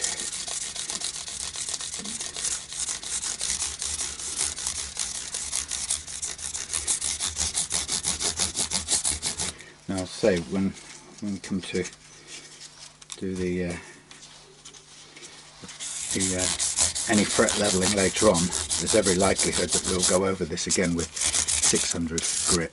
But in case we didn't, let's say it just so happened that these frets were perfectly level and played beautifully from the off, then there'd be no point doing the entire fret level just to soften the ends here. I wouldn't want to do that. I might want to polish them a little bit, but I wouldn't want to go the whole hog. But there we go. Lovely edges, beautifully done. Actually, that's one of the best I've ever done. That's a matter of experience, kicking in there, trying different techniques that become dependable. Yeah, look at that. Every single tang is sticking straight down the way it should. And I don't think I've ever managed to do that completely. So, you know, it's up to you. If you want to spend a bit more time at this stage just getting those edges really good, you can get your paper in. some sort of order, and you just spend a little more time on the ends here, doing it in such a way that you get the shine going, but you don't snag the paper and tear it apart, which I was doing before. So this is not taking so much metal, it's not really changing the shape of the bevel, it's just taking out any leftover scratches from the previous tool. That's looking great. Ooh, I'm impressed. I'm going to get some close-up photos of that to crow about it on my Facebook page. Yeah, I've never got them looking quite this good before. There we go. Rushes in to take pictures for Facebook. Yeah. Okay, see you in a minute. Oh, no, right, we're going now, we're going. Sorry about that. So, ladies and gentlemen, we have some good things to do. We have a freshly refretted neck. We have, if I can get to it, we have one body. Ah! Look at this. I have to go and paint some, what's that stuff? Black stuff, you know. Thingy. You know what I mean. Conductive paint on here. So we have the body, the Encore India body. We have the Encore India neck, reshaped, restyled, and made a little bit off center, asymmetrical. So here we have our new, same neck as before, but newly done, freshly squeezed. What we also have is our, I don't know where the thing went. I must have put it in here because it wouldn't only make sense, wouldn't it? Well, I didn't put it in there. Somewhere yesterday, in a packet of stuff, oh god, I'm going to have to go hunting now, I brought out a new capacitor, a Russian-made oil and paper capacitor. So what I decided to do was, on this Strat, to treat it to some CTS pots, refretted neck, this paper, oil and paper and oil capacitor, which I now can no longer see. I've got to figure out where I've put it. It's not good. Maybe it's in the house still. Anyway, so I've got to go and find it. But that was the plan, to put that together with this. It's not in there. It's not in there. Okay, but the bottom line is, we don't have a very exotic bridge, but that's fine because it's a correct width. We have fairly standard components. I'll fit a new jack socket to here. We've got some actually not bad generic locking tuners that just work. They're fine, you know, they're not over exotic. And so the job is to put all of this back together again and set it up as a nice Strat, a quality Strat, and it's a lovely refret. Now, putting these things off to one side for a minute, we've also, what we've got here is the original pickups and thingy here, but also I forgot we've got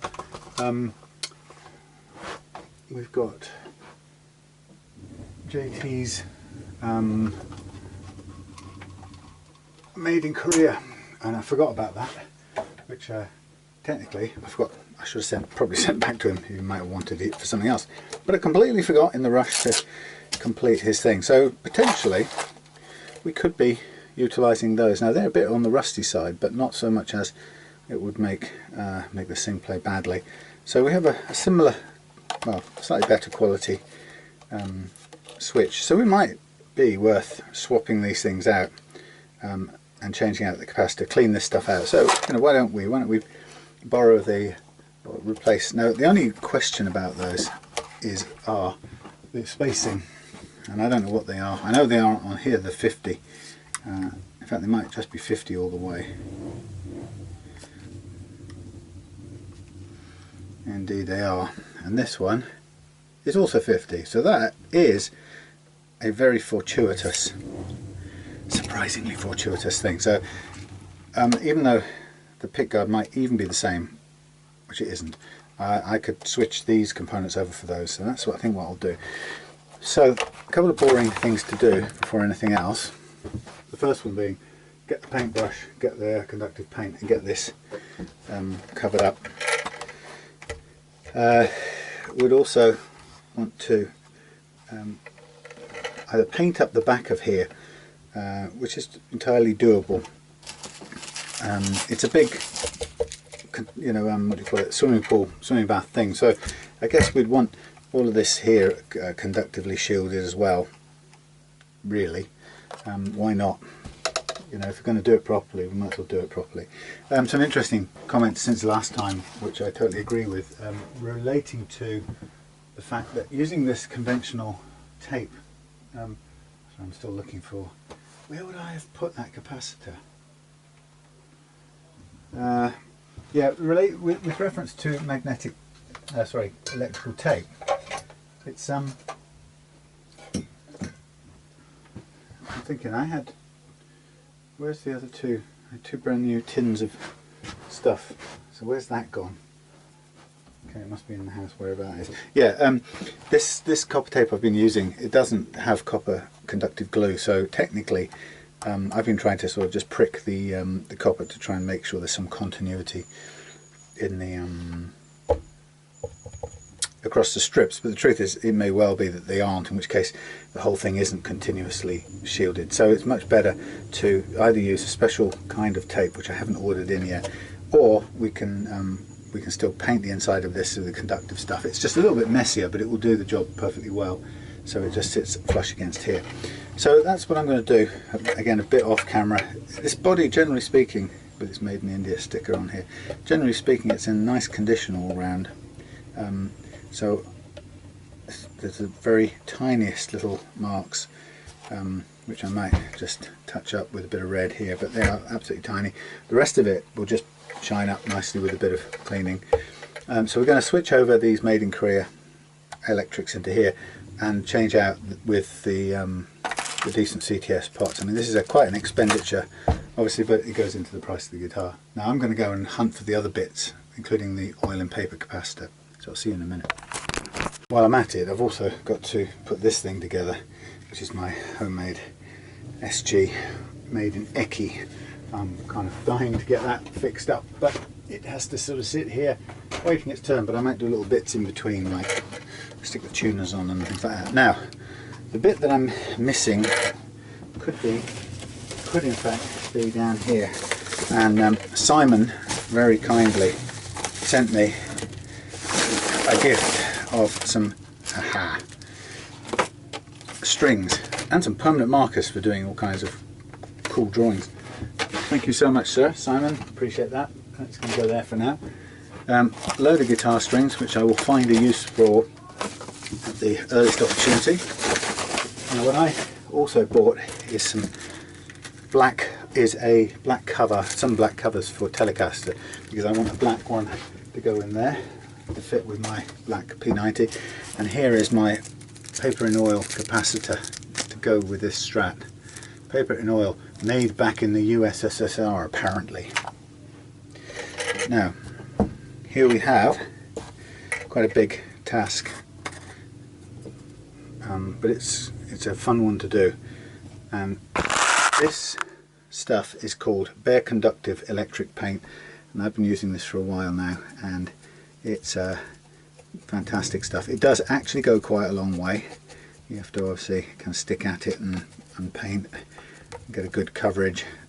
It's also a bit tricky because when you have dust inside here, that sort of mixes in with the paint to form putty, but you can see it gets quite a bit of coverage, and this will be part of the shield, or it will form the Faraday cage, the earthed electrical cage that hopefully, ideally, reduces the amount of electromagnetic interference, radio frequency interference, should we say.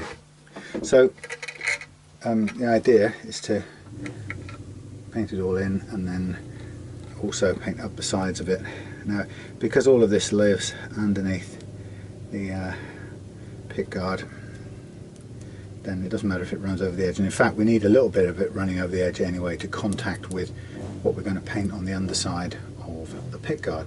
Now this job will be the first one where I've used this stuff on the underside of a pickguard. I've typically avoided doing that because you have to handle it a lot, and this stuff really isn't good.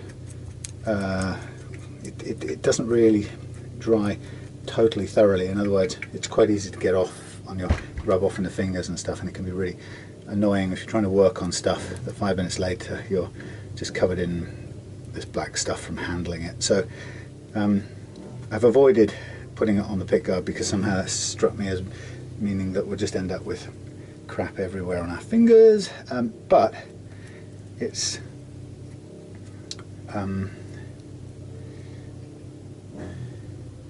not the end of the world. Now the other alternative is you could do this stuff with lots of strips of copper, and then you could paint a sort of patchwork of this across the top of it, which would basically earth out or ground or connect out all the copper together. But you'd have to be absolutely certain that your paint connected every single piece.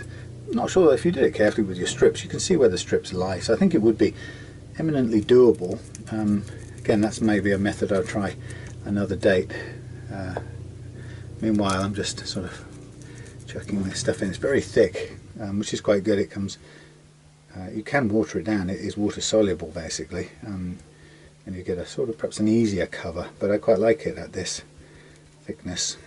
It seems to do the job pretty well. So as it stands at the moment, I don't have to get my hands on it, and everything kind of avoiding touching it. I had a miraculous discovery last night. I've been very, very tired these last few days. I'm basically doing 2 jobs at once, and very different jobs. Obviously guitars and sort of research work for a PR firm is my other thing. But just I feel we've got visitors from overseas, and you know, it feels very busy. And anyway, I've been not really catching up or getting caught up on sleep, so I amazingly went to bed at 10 o'clock last night, which is something I almost never ever do. And I have to say, I feel so much better just this morning, so much better from having some sleep before the midnight hour. I'm going to take this call a minute, just back in a sec. Well, look, it's one of those things. My dad called and I took the call, and it's 2 hours later, and it's kind of how it goes. Suddenly the whole thing's done practically. Now I'm so sorry, I didn't mean to miss all the wiring bit, but you know, just to recap, what I've done is I've put the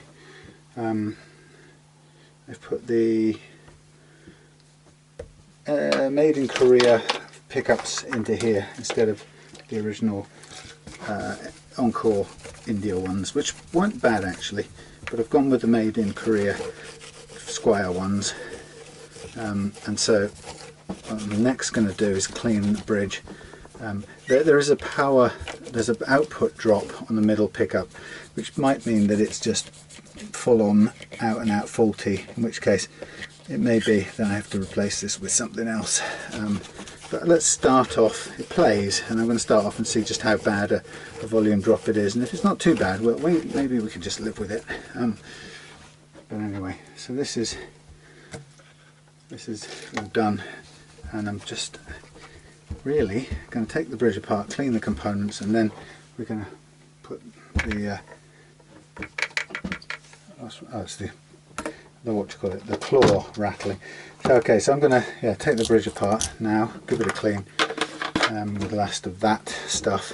Now this is a 50mm spacing bridge, and you really can't easily find a replacement for this with a 50mm spacing and with a steel, you know, full weight steel block. So this in a way is about the best you're going to get for this guitar, which isn't the end of the world, because actually it doesn't make that much of a difference. People like to get all over the top about the importance of the full weight blocks and so on and so on, and actually they're very, it's fine if, you know, it's nice feeling to have one, and they add a little bit of sustain apparently, but I would challenge you to measure the difference. You know, this is entirely adequate bridge. It might not be super sexy, but it really is entirely adequate for what it does. It's certainly, it's even heavier actually in weight than the one I took out of that Yamaha. Well, I can't remember what it was, Yamaha ER121 or something, which was just the most horribly flimsiest, lightweight, paperweight, in fact, paper light, cheap bridge that I'd ever put my hands on. But you know, it's fine. These will do the job. These little saddles here are absolutely adequate. They're fairly solid little blocks. They're not the be all and end all of milled blocks, but they are 10mm, and that's the important bit, because if you try and replace them with something heavier or bigger or more impressive, what you'll find is that they don't fit widthwise, and they'll end up splaying out like bad teeth in a too small mouth. So you really have to just take it on the chin that this is going to be, you know, you're going to have to live with what you've got here. I think there is a a Chinese built bridge that will do a 10mm heavy block. I've seen it in one of the AliExpress catalogue or listings somewhere, but I never managed to get it. So I don't think, you know, it's one of those things that it's a bit of a legendary mythical beast, but you probably could get it if you hunted high and low. But the trouble with buying in that way from AliExpress is you're going to get a few duffers before you get the right one, because you can't really see what you're getting until you get it on site and try it out. So which is a bit of a naff, it'd be a bit of a naff hit rate really. You get a couple wrong before you get it right. So I mean, these are not easy to clean either, because they've got a recessed bit here, and you can get a bit of clean, you know, you can get some of the grime off them, but not everything. But in a way, it's just about getting them as clean as you can, and then putting them back together again. Again, even that doesn't clean up that well. But like I say, this is a functioning bridge, and I've used this, you know, had played with this one many times before on a number of different Encore India Strats, and it works perfectly well. It even works in tremolo mode perfectly well, but you just have to accept its limitations, you know, and that is you're stuck with the components you've got, and you have to live with them. And it's the downside of these Encore India Strats, that they aren't very easily modified, although they are fun to modify. And you know, you can see you have a lot of leeway to do things like refretting the neck, as I've done there, or changing tuners, putting some nicer tuners on, which the previous owner of this already did.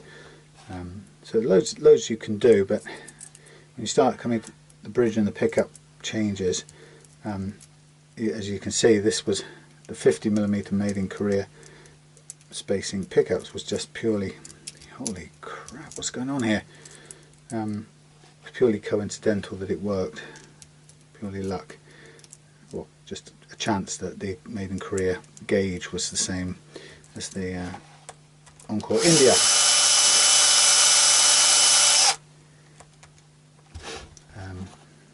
It's worth kind of memorizing for future things, but it may be that we don't end up with a straight swap anyway, because that middle pickup may be just faulty. I mean, I got a feeling one of them there was a bit of a sticking out wire, but I would have thought it wouldn't work at all if that was the case. So we shall see. Okay. So by the time you've taken a bridge apart and checked it and put it back together again, it always ends up looking dirty. It's almost impossible to keep it looking shiny clean unless you put little white gloves on. And I actually can't imagine anyone doing that. Anyway, give it as much as So what we've got here is, we should have in here the original tremolo screws, which are reasonably rusty, but they'll do. There's nothing broken about them, so we'll put that together. Also put on the 3 those things, springs, while we're at it.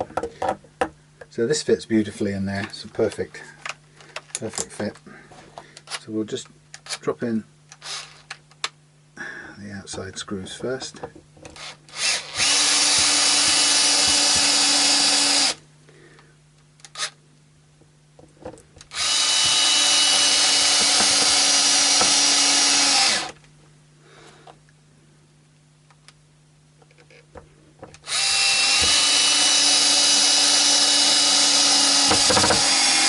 That one's wearing out a bit.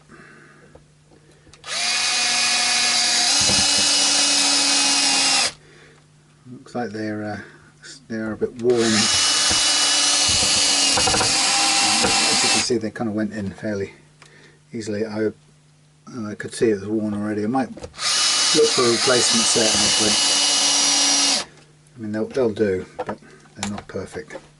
So while that is there, I'm just going to flip this over and attach the tremolo screws. Now these have been locked down to begin with, so we can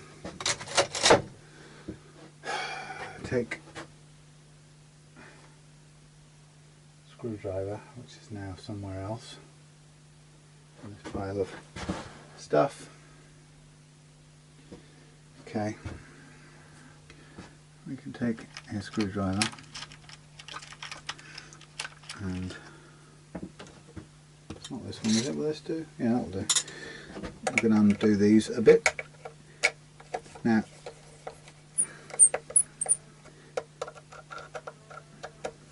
the age-old question of, do you do the setup with the tremolo floating or whatever? And it depends on what you want to do. A lot of people don't want tremolo on at all, because their experience is that it makes a good tuning unstable. Now, in my experience is you can actually get around that by doing the basics well, like making sure the nut slots are good and taking care of the slack in the strings. So get rid of, or take care of that, and it will play stay in tune pretty well. But it's quite hard to convince people of that, so very often they like to have the tremolo locked down, which is no problem at all. But it isn't strictly essential. Now, these are a bit worn out. Could do with replacing these. Okay, I'm just going to balance them all out if I can. Oh, yikes. They are worn out, these things. They've been sort of done up and stripped out a bit.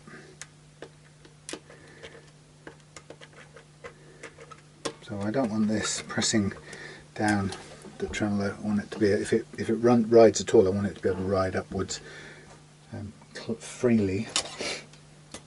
Now what I'm going to do is, well, let's put this to one side for a second.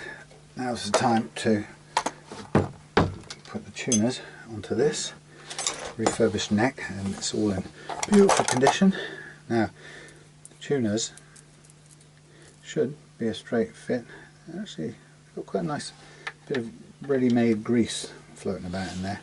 Now, they did fit before, but I have done some lacquering and stuff, so I will just take the reaming thing and just make sure that we've got free movement of tuners.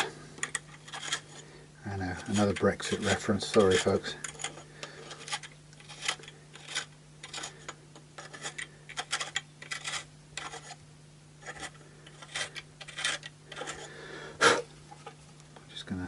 Lightly do both sides to make sure. any lacquer that's pooled in here that will get quickly cleared out by this.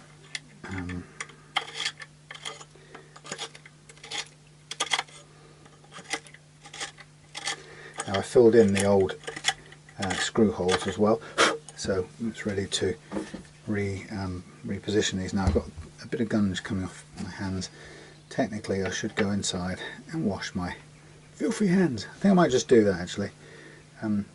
These also need a little bit more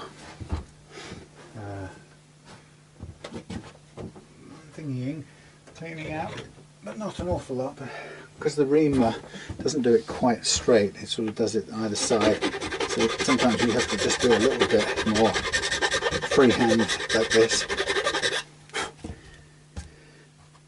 and then you find that it'll fit in perfectly. And then you drop in the top bit. So that's the, I'll just do these all quickly and then I'll go and wash my hands before I do any more. This is a very small little bit of extra hand reaming using the I guess it's a metal file actually, but I use it very often for wood. Okay, so that the previous owner had put these on at a jaunty angle because he cleverly, quite rightly, made it work in conjunction with some holes that were already there, but we don't need to do that. So since I've refilled the original holes, we can put these back into a nice straight orientation in a minute. And once we've done that, we can drill new holes and go from there.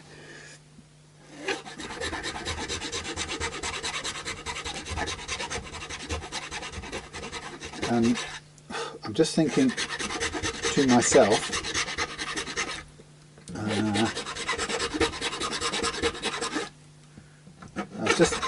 while I'm doing this, I was thinking about the Faraday cage inside the under the pick guard, and I was just thinking to myself, was it grounded? And of course it was grounded, because it went all the way underneath the knobs, and the knobs, the nuts and washers on the knobs pushed straight onto the conductive paint that goes all the way around the pick guard and the into the I don't know what we call it, cavity. So it is grounded all round. Okay, so put these on. These are quite nice. These no-name tuners, very bland and slightly average washers, but again they're functional. They're nothing too good looking about them. They just do the job. Okay, so tighten those up to there, and then just a matter of positioning the tuners, and then we'll mark where we want the holes to go and do light drilling. So it's just a matter of getting it all visually nicely lined up.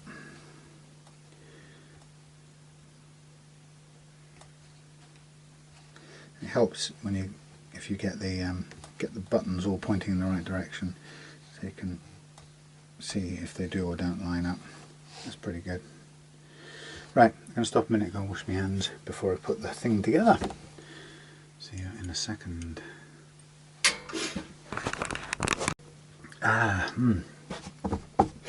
Lovely.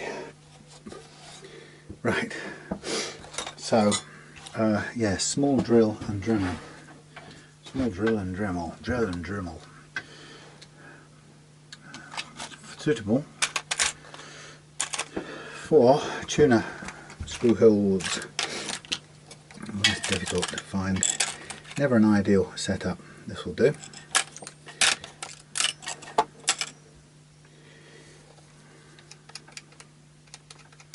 No, wrong way. That way.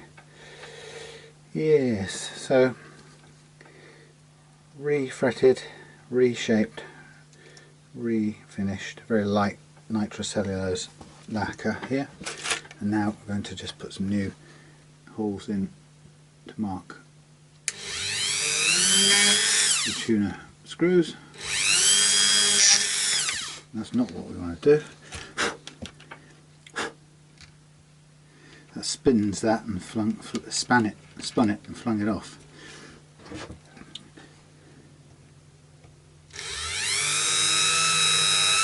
Just avoid hitting it.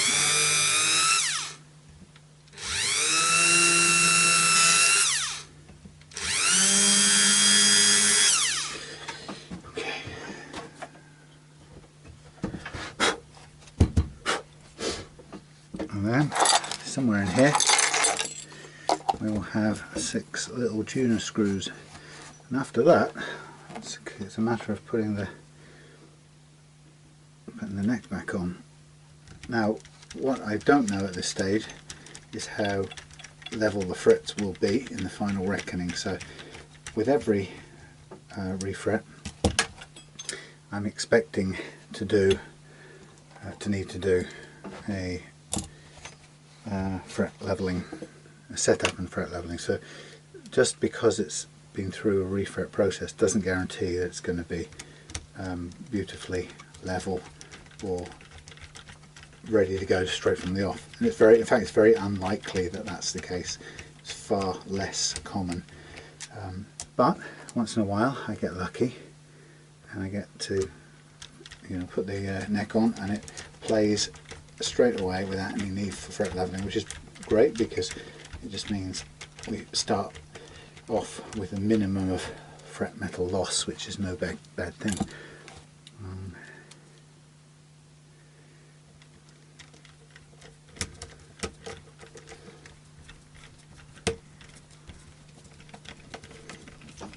Okay, so obviously we will need to put a new nut on here. It's all part of the setup process. Whoops, spinning it, and we'll find out at that stage if it needs, or once we've strung it, if it needs leveling. I guess I probably will, but get to do it spot on once in a while, and that's a really nice feeling when it's all playable straight from the off. It's very rewarding. It means everything I've done along the way has worked out just perfectly well. Now this looks like it could be a guitar in that class, but it's no guarantee. Now I'm pretty certain I had some string trees kicking around here. Tusq, alright, there's one. I thought I got a few more actually. I'll have to go find them. Now this is a black one, but I haven't really got a choice at the moment, so I'll go with that. And they're all slightly full length screws, so I'll have to go with that as well.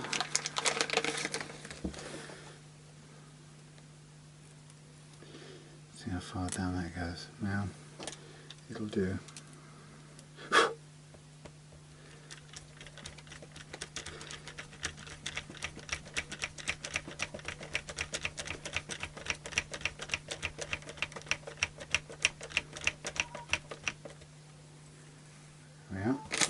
What's up, Boris? What have you got? You caught something? No? Hello, chum. Oh, you are covered in bits. Yeah, what have you been doing? Hunting? Yes. Yes. Let's turn this. Yes, very good. You're a very good outdoor huntery cat. I'm very proud of you.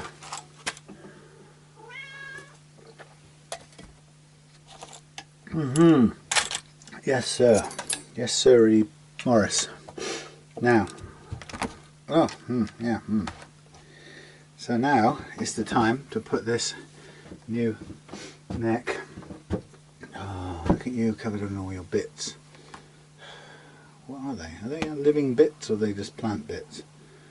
I don't know. For all I know, you could have gone through a spider's nest, wasn't it? Seeds of some kind. Meow. Right then, can I put this neck back on this guitar? This beautiful, refretted, reshaped, lovely neck. There's a good boy. You can sit on here if you want.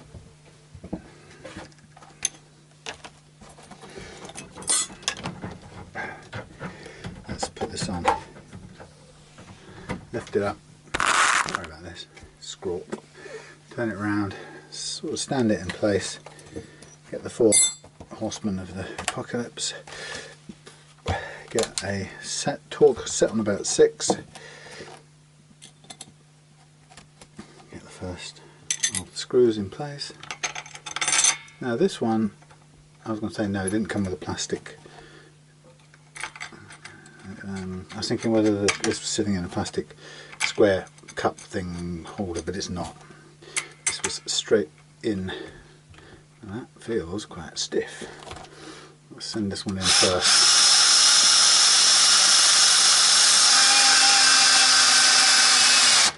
Okay, not too bad.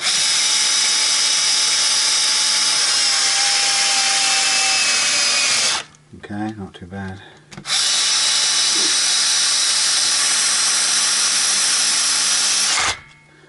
And home we go.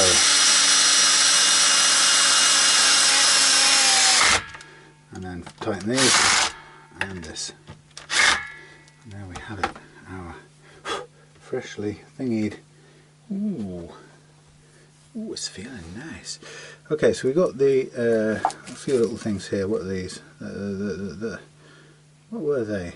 Were they strap buttons? They were strap buttons. The horrible string tree. We need some felt for these. Make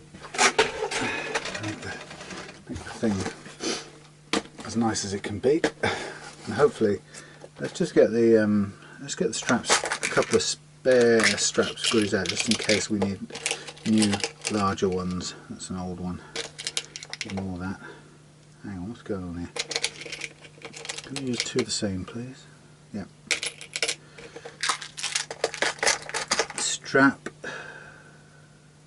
felts. Come on, what strap felts? Flat screws. Strap button felts. Felts. Not Vanessa felts. Strap button felts. Look, we got hundreds of them. Beautiful. Yeah, baby. All of that, all of that. I'm looking forward to cleaning up in here. Right, let's just compare this versus that. Okay, that's bigger. Let's go with the bigger, if it will go through here. Will it? Just. Well, it's a good one because, yeah, that's good. That will, it'll just pull tighter on it. So we'll do that for both of these. Give it a chance to grip. Might as well, since these will be quite worn anyway. Okay, let's get this on here.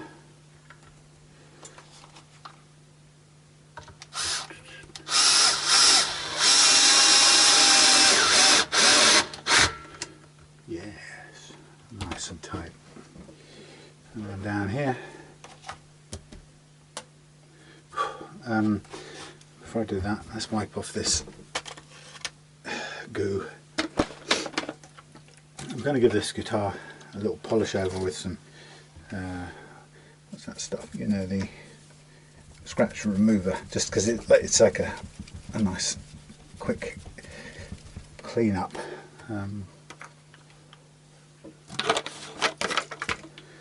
It's very worth doing, but get rid of the sticky glue from the Made in India, and there we have it, beautifully fixed. And there's our guitar back in playing shape. Obviously we'll leave that off for now, and then we'll get ourselves a sort of feel. Oh yeah, oh yeah. That's going to be interesting to hear how that plays, whether we're going to need to replace it with anything.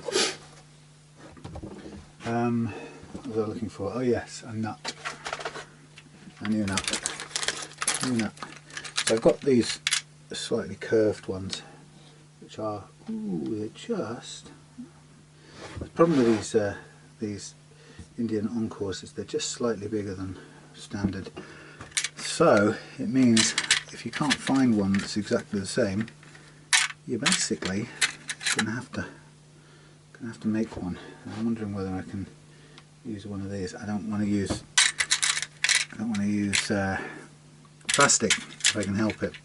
So I'm going to see if I can find something in the bone department. I wonder why this is just almost wide enough, but I'd have to, it's about a millimetre, no, it's about half a millimetre too thin. The question is, would I be able to get it to stay in place, because it's just about the right shape to begin with. Well, we'll have it as a backup, and I'm going to look in my spares box and see if there's anything that's already fairly well worn down and close to the close to what I'm looking for, really, because there's quite a lot to choose from in here. Box of magic, including a few nuts that will have come straight off a similar guitar before. So we've got things like this which are pretty wide to begin with, which could be, if you look at the width, they're pretty good width. If you look at the spacing of the strings, that could be, I'll keep that one out, that could be worn down, sanded down basically to fit in there, which would be a case of less sanding, actually more filing. So let's have a quick look at that. Now I'm going to stand this up down here for a minute. Looks quite nice. Right, so I would get me my file, which is now back over here.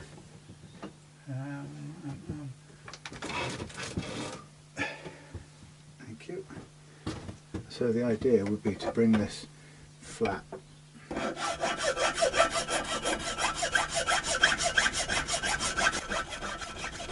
And you could, if you're not confident with this, you could draw on this with pencil, and it can show you, or you can see pretty quickly how you're taking it down. Right, so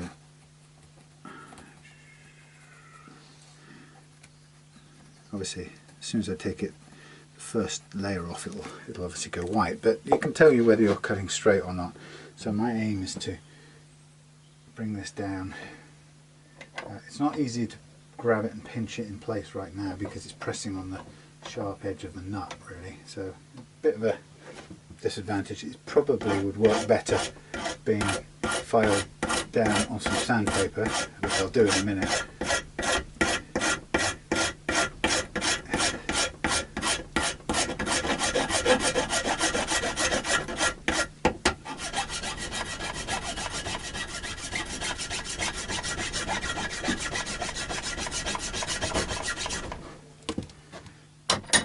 Okay, so it's not quite flat, but it's starting to get there, and we could flatten this down on the sandpaper, which, unless I'm mistaken, has now, let's put this here. I'm going to have to hang this because I'm literally out of room altogether, out of space for a minute, which is a bit annoying. Just want it to be close enough so I can test out the thing in there. Put all these back in here. So there's loads of spares. It's always great to have a million spare nuts and saddles. You can always cut bits off them later on and reshape them. So something that didn't work one time is always never worth throwing away. It's worth keeping, because it'll always be a time where it just fits the thing you need, like this. And it'll save you from ruining a brand new piece of material. Now, I'm a bit short on good quality sanding material at the moment, so I have to just sort of make do. But I need both some new sandpaper for this and some new Gorilla Tape to tie it down, but we'll get there. So I'm looking to just trying to flatten this out to a level. Ooh. And then eventually we'll get it down to the level that fits in there, and if we can do that, then we should be able to put it to work.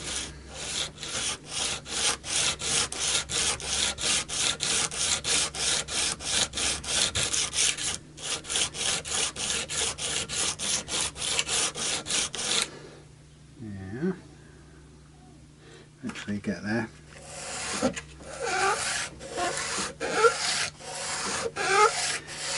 It helps to have a nice clean set of sandpaper ready at all times for this sort of thing, because working with something that's a bit damp and worn out is not the best.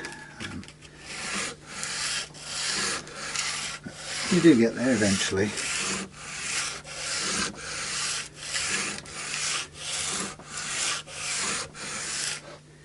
Okay, so we're sort of getting towards a nice flat nut, and it's coming towards the right sort of size for here too. So again, it's difficult to, it's very difficult to file it at this stage, so it's always much better to be able to sand it flat.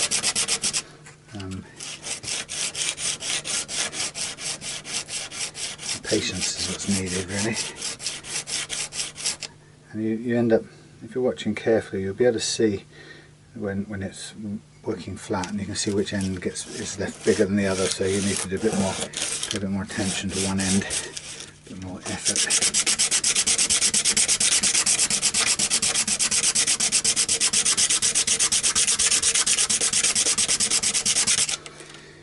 Okay, so with a bit of care, we're getting down to a thin, equal. It's not really a Strat nut, and it's not really a Les Paul nut, but that's because these Mustang or Indian Encores were unusual anyway. They weren't run-of-the-mill one or the other. They were somewhere in between in terms of their dimensions, which was weird, really. Okay, what am I trying to do? Okay, I'm trying to make this add up.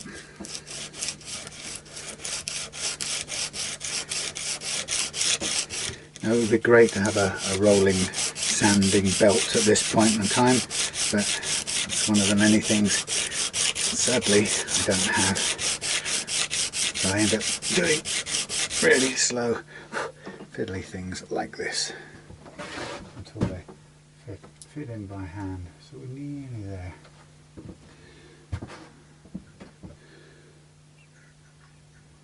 Front end.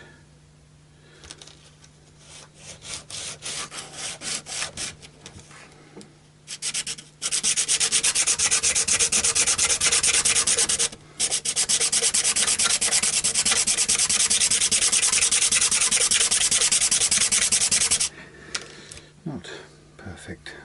It's all thicker at one end than the other still. Need to counter that.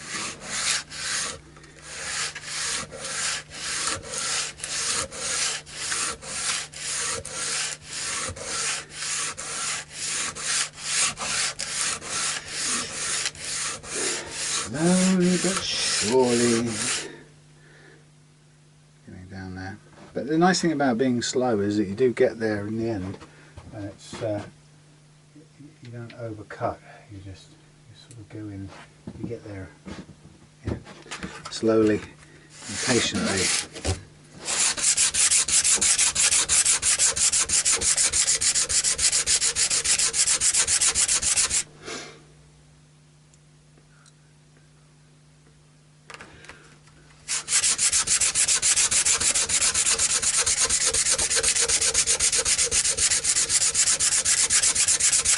As you can see, it's definitely time for some new sandpaper.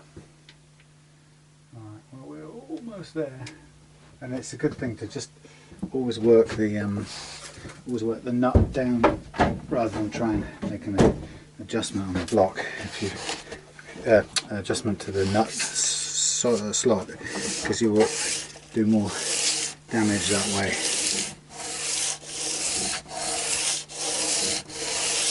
A little bit better than the other one.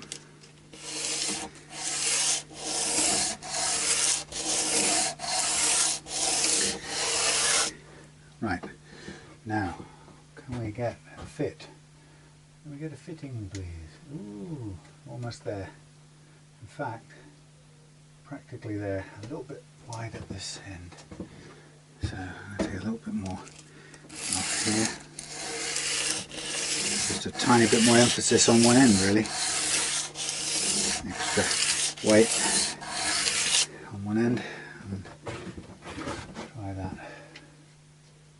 Perfect. Okay, now it sits up really high, but I don't mind that.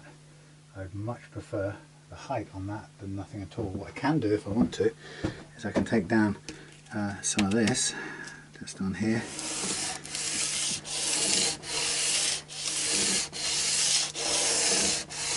Now obviously it's got to clear, I want it to clear the frets comfortably, or the lowest point of the slots to clear the frets comfortably. And I'm watching out now because we're going to start pushing and getting not very 90-degree angles if I'm not careful. So I've got to do my best to retain that nice 90-degree angle, which I've got back. Again, I've lost it for a minute. So again, it's all careful. Now if I start with that, that's actually going to be more than fine. It's quite a narrow gauge spacing, so I'll take a little bit off each end, which is quite difficult to do actually, I found. It's quite easy to overdo. It's never perfectly straight. That to there. Okay, and then a little bit off the end there.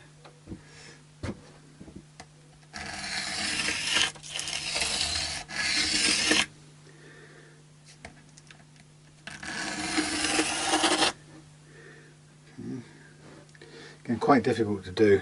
You never really get a flat end when you do it on the board like that. We're pretty much on the mark.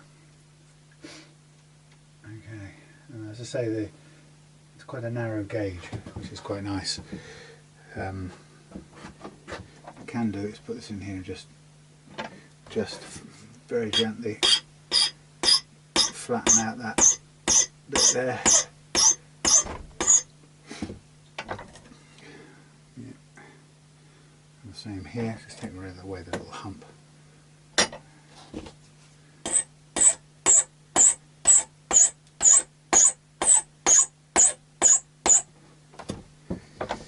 Alright. Again, check it through and then we'll shape it again. Right, so what I'm really concerned is that fits perfectly in the slot and feels good under finger. Now it's going to have the strings raised way too high, so again I could still cut down from above if I really wanted to, or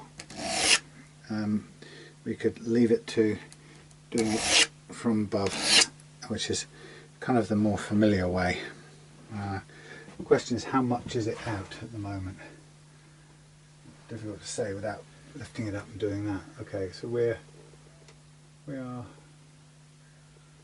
couple of mils, I would say, comfortably out. So what we can do is, if we're confident about the amount we're out, we can get a pen and a line drawing thing. We can draw a fairly substantial amount to remove. Take a quick look at it. I think that's comfortably good enough. And then put this neatly in the vise and just fire away.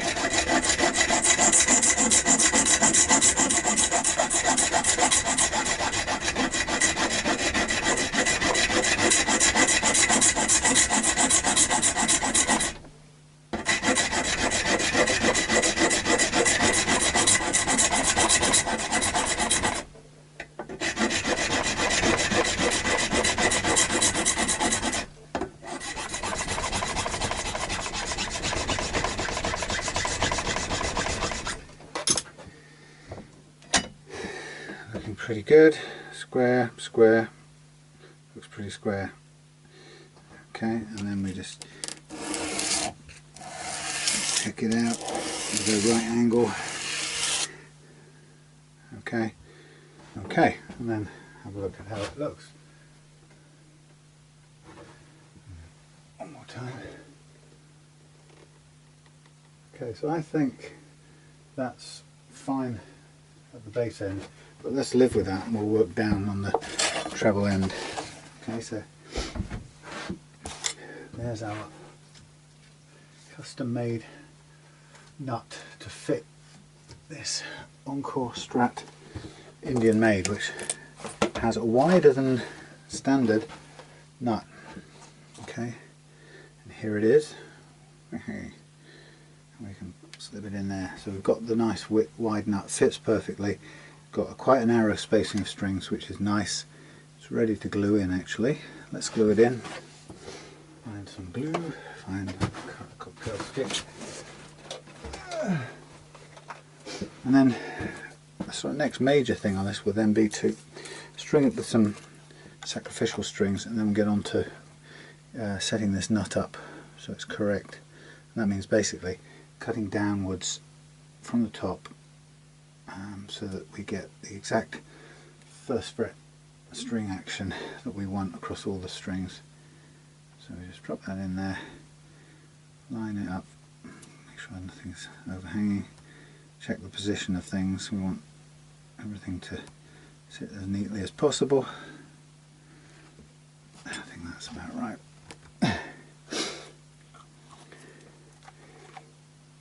Try and squeeze the air out of this glue, which is very difficult to do, with the hope of making it last a bit longer. Okay, so we're now glued in place.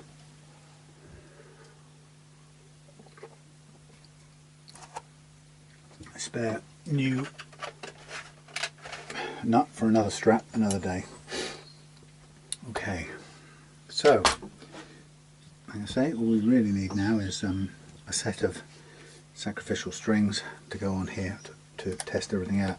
And the thing with this now is that of course it's going to be a bit difficult because threading pre-used strings up through the tremolo block is always difficult. So we got, what's this, Strat 10s. Okay, let's set it up with 10s, and then if we can get this to work. So the game here is, can we get these old strings back through the tremolo block? Pardon me. Now we might get all except the top E, which I'm sort of prepared for because I can always chuck that away and start again. But the question is, let's see if we can actually get them through. Well, the question is, can we even get them separated out to begin with? Okay, there's the first one. Ooh.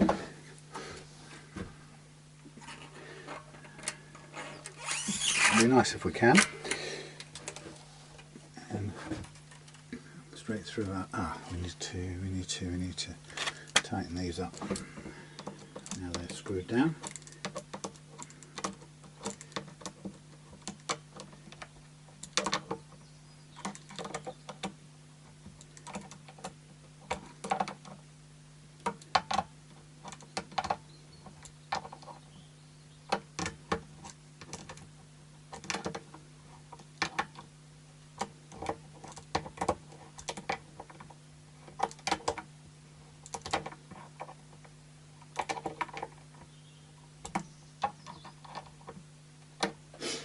So I'm excited. Tomorrow I'm going to go and get my new Katana amp, Boss Katana.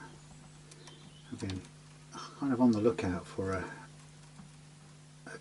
an amp that will suit me for gigging with. So I don't want anything too complicated. Just want to be able to mostly plug in and get a range of a few straightforward tones that will do what I need. I've tried a few different things, like I've tried the Boss Cube G80 thing, which I liked. I mean, it was a simple amp and it had a great clean tone, and some, you know, some nice amp models for playing at home. But for my liking, I didn't like what happened to the digital effects when you turned it up really loud, playing in a band situation. So I got sold that a little while back. I've been borrowing my friend Mark's Blackstar 5 HD5, which has been a really nice simple amp, which gives you basically crunch or clean, and that's it. And anything else you want to do, you have to do it with a pedal. But that's a little bit underpowered in certain band situations too. So, and a few people recommended this Katana 100, although it's solid state. And many people will recommend valves. I'm not sure that well, hang on, I'll rephrase that. I'm positive I'm not good enough or skilled enough to really make use of the difference between the two. So I thought it would be worth giving it a go, since it's had so many positive reviews, this Katana 100. And I'm figuring that if it would give me the volume, the power, and the band situation, along with a few, what it looks like to be some quite straightforward, not exactly amp models, but some straightforward simple tone alterations, so you can quickly get crunch, lead, crunch, clean, crunch, more crunch, acoustic, and it seems quite intuitive, so I thought it'd be well worth giving that a go. So I'll pick that up tomorrow. Right now it's probably sitting down at the local hardware shop because they tried to deliver it and I wasn't in. But yeah, looking forward to picking that up. I'm just hoping that it's going to be usable for the sort of things I need, which is just basically early days of playing in a band, playing with other people, a few gigs, practices, that sort of thing. And there's few clever effects and bells and whistles as possible, so I'm hoping that it will have just enough and not too much, but also without the strange digital artifacts that I thought the Roland Cube had at high volume. I didn't like what it did. Anyway, so this is my sacrificial 10s going on here. I might have to put a new sacrificial 10 high E on here, but these are all sitting on 10mm spacing, which this nut seems to do well with, seems to suit the spacing on the nut, which is, again, as you know, it's a Les Paul nut, but it does the job. Partly because the original Sun Mustang nut is just this odd wide thing. It's definitely not very fendery, so it doesn't really matter that this is quite Les Paulish, but it's a good quick way to get down to the custom shape of the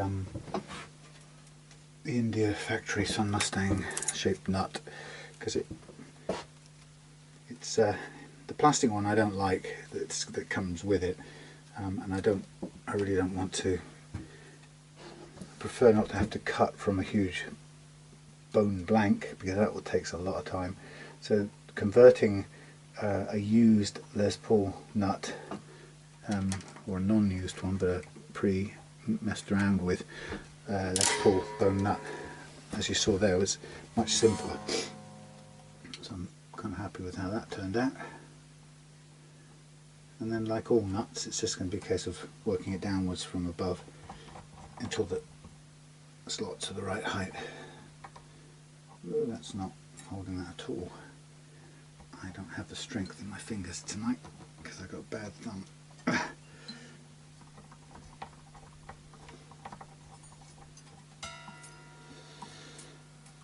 That's why I always like to put a little bit of wind on anyway, even if you're using a locking tuner, because I think they can tend to slip. Now, just a quick look at this. The action is quite high, so I'm going to want to bring that down straight away. Just something. What I want to be able to do is just take this in the house in a minute and test out how it plays. So I'm going to get the action as low as it will go. Now, these are new frets and they're fairly tall actually, so I wouldn't be surprised if, well, let's have a look. That should be about right. Obviously the first fret action is going to be way too high at the moment until we've cut that down. I'll do that in a minute. So really I'm looking at getting the action round about right for this. The capo is a good quick way of setting a working low action for the purposes of this, setting the final fret action as a quick guesstimate. Obviously I'm going to take down the first fret action some more, but putting the capo on it kind of puts it roughly where it should be. Probably a little bit lower than it's going to be, but it's not a problem for the time being. Okay, that looks about right from there. So let's just go for a crude tuning.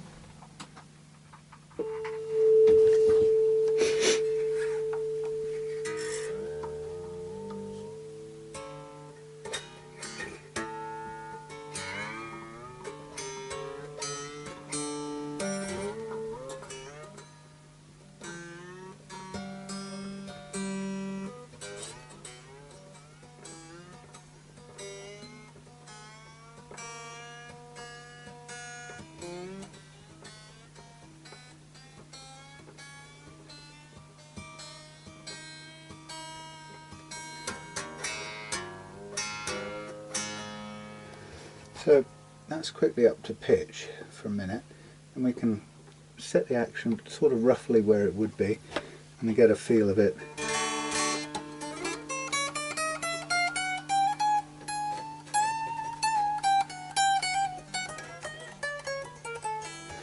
Okay, and then we can do a little bit of tweaking on the action here, which is still too high here. This is only you know, just for taking in the house and trying out really. We'll come back and be more precise with the action tomorrow, but we're kind of getting into ballpark settings for the moment.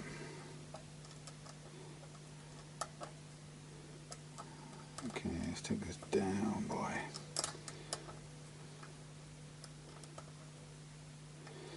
It's difficult sort of eyeballing it really.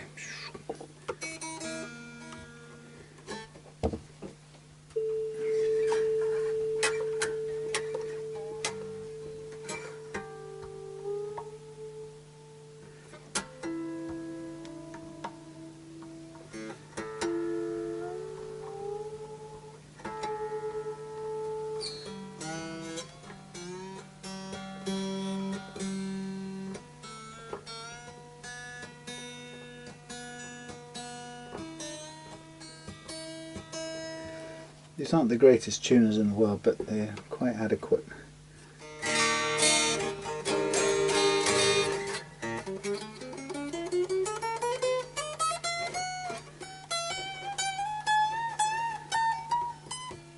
So we've got really low action running at the moment. This is, well, just 1 millimeter, barely 1 millimeter. So that's about as low as it's ever going to get, and the issue here is that will it play without choking or you know, difficulty? Are the frets even enough? And like I said, it's hardly likely that it will be. It's almost inevitable that it will need some fret leveling work doing. It's kind of almost certainly. So I'm going to bring up this low E because that is a bit too low for what we're doing. And then have a look at that.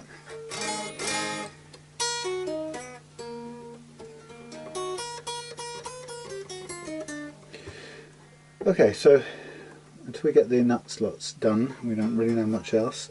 A little bit of neck relief, which is fine with the 10s on it. At this point, I would want to get the I've ordered a new set. I'm so chuffed. Ordered a new set of 11s, which are going to make cutting these nut slots a hell of a lot easier for a typical gauge 10 like this. So they're going to be new, they'll cut easier, and they're going to be less twisted than some of the ones I kind of have to use now after many years, several years, couple of years at least of working with them. They do eventually buckle. They don't actually get too blunt that you can't use them, but they do definitely buckle, and when they buckle they make cutting straight slots quite challenging, well, difficult. Let's put it there for now, can't do anything else. So we've got the time, oh, it's kind of nearly time to finish. We'll just get this bit done so I can take it in the house and play. So for my 10s, what have I got kicking around here? I'm going to go with, it's messy, sorry, 48s, yes, 42s, yes. What's my 10s looking like? Find me a set of 10s. 48, 42, 26, 32, 26, 32, 17 to 24, that will be good. 13 to 17 and 13 as a start. Okay, so there's my compatible 10 gauge set. So I'm going to use a combination of the triangular file. Oh lordy, give me some new ones please. Yeah, I'm going to use the triangular file, jeweler's file, it's always a good one, and I'm going to work from 32 outwards, so out here. Now I don't mind how much material I leave above the, how much bone material is above the slot. What I'm really bothered about at this point in time is getting the first ferret action the way I want it, and that's going to be 0.3 of a millimetre. Metrics, which is this one, well used. So I'm going to use the triangular file to cut downwards and remove material in bulk, and then stop and replace and use the correct gauge. Let's just stretch those out a bit. So here it's 32, so again checking how much space there is, and then use the correct nut file. Now this one, even this one, it's got quite a lot of cutting blade left on it, but it's still a little bit warped because it's so old. And that's what happens over time, and you can change them around and try and use the other ends, but then you end up running into the fingerboard. So there's a limited range of movement or use you can get out of these things. A trick I found is to break them as you go along, and you can, if you break them there cleanly, you can use this bit, but some of them break off cleanly with a snap, and others bend, which you don't want them to do, so it's not even predictable how they work when you try and destroy them. So what you're doing is you're aiming for just contacting the feeler gauge, and then you know you've got the right depth of slot. So a bit of space still. Again, hard when they've got a little bend in them, they really do become difficult. Cut straight, but I quite like that. That's pretty good. Almost there.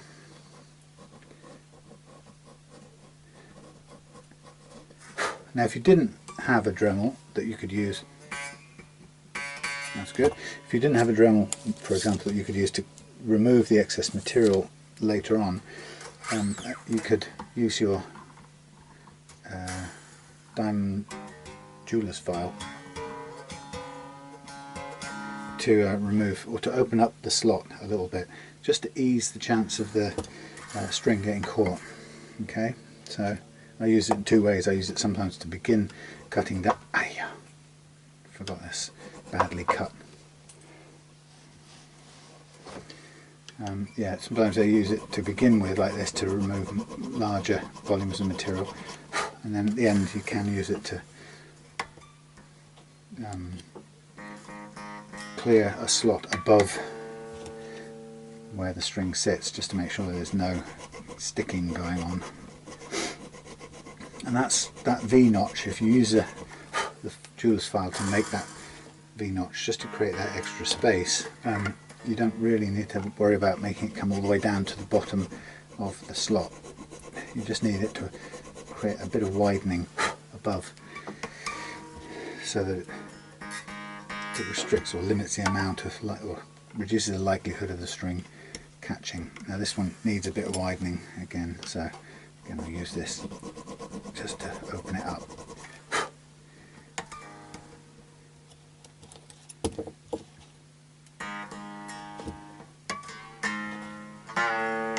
Now this 42 is a bit on the bent side now, and I actually can't use it without hitting the back end of the rosewood on this part of the neck, which is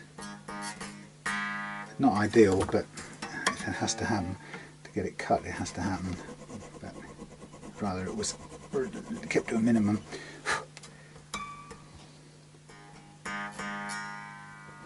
Again, checking for the air gap, you can see it's quite a lot. I show in my ebook how to do all of this with pretty much just the jeweler's file, and considering that jeweler's file costs about £1 as part of a set, that costs very little indeed, it's a really economical way of doing it, and it defies the kind of received wisdom that you must spend 60 quid a time on these files, which eventually distort and buckle and wear out anyway. I'm going to stop there, that's quite good, and then we put this one on.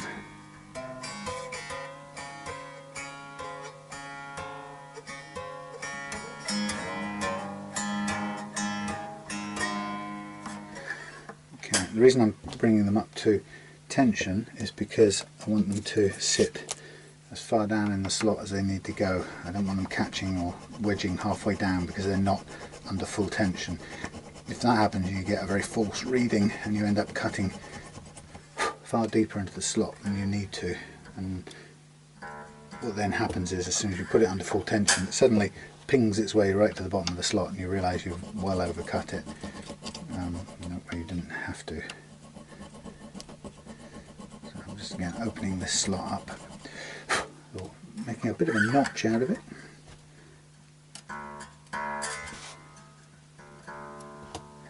And then reverting back to the actual file as soon as possible. Again, this one, same sort of thing, is a little bit warped at the end, so I'm trying to get it to cut, but it's a struggle.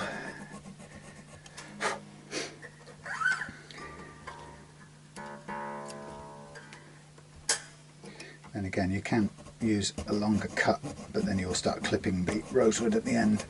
But again, it's only cosmetics, so it might be a price worth paying because it's only underneath the string anyway. It's not something that you see very easily. So again, all of this in pursuit of getting a good first fret action, and the reason for that is that first fret action, or taking care of the nut slots, gives you two things. First of all, it gives you a good first fret action, a low first fret action, and that will stop your strings going sharp when you press them down near the nut. If the action is too high, they will go sharp.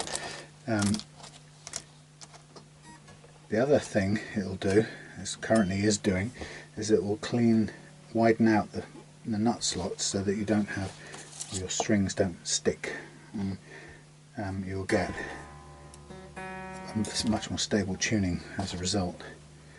Okay, so I'm going to do a little bit of widening first. Be careful though, because we're quite, whoa, okay, that's interesting, a bit of a, well, that is interesting. Okay, we've had a little bit of a piece of bone flake right off. That's never happened before. That's really unusual. I'm going to glue that on because I still want to use this. This is pretty much where we wanted it, so I'm going to do a little fix using some accelerant. I mean, you know, if it came to it, if the worst comes to the worst, then I would replace this if necessary. But I don't really want to have to, since I put some effort into doing it already. So let's put some glue in here. Careful as it goes. Right, get as close as we can right up to the edges of that.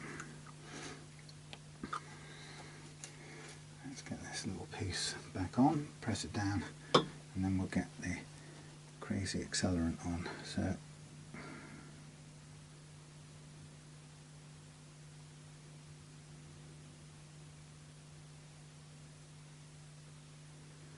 that looks pretty neatly on. Well, it's not, it's wandering about a little bit. Come on, on you go. What I don't want it to do is get stuck to my fingers.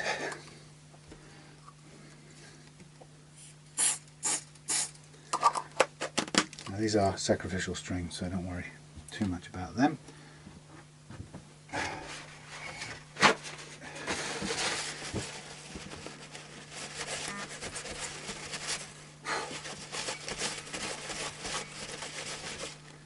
We also don't want to do spray it onto all of that I don't really want it on the satin lacquer there, but that's okay. Right, so let's go back to here. Put that one in there for a minute.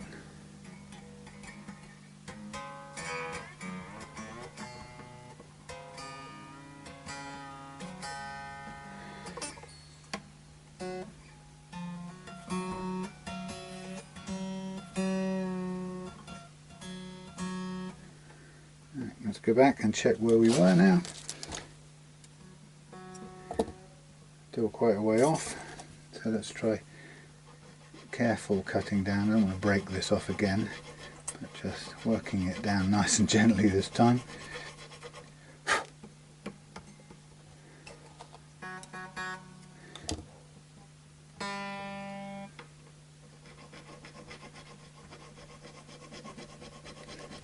Just keep on going.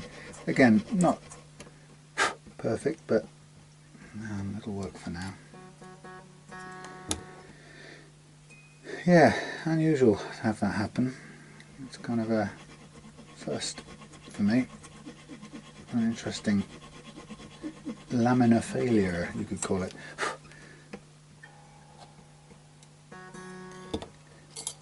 But, I mean, ultimately it's going to happen, I suppose. Flaws in the bone.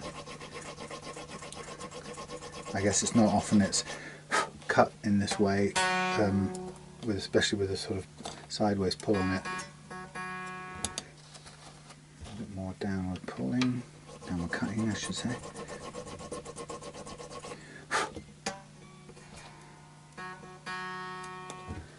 Almost there.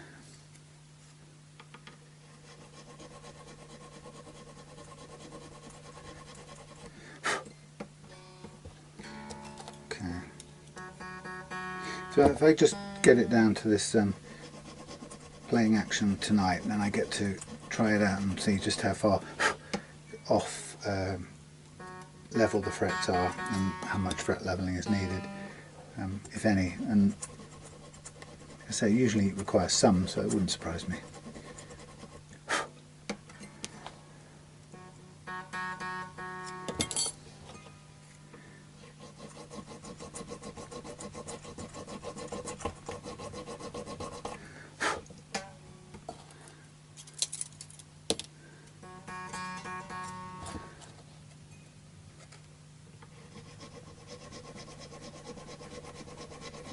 Yeah, it'd be nice to get that new set of 11 gauge in.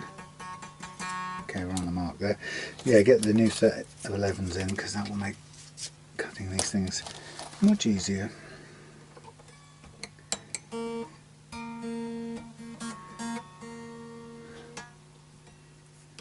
Cut down with this. Oh, it's done it again. Well, it's away from the edge this time, but that's interesting. So there must be a fault across the top of that bit of bone. I don't really think it will survive dremeling either. Okay.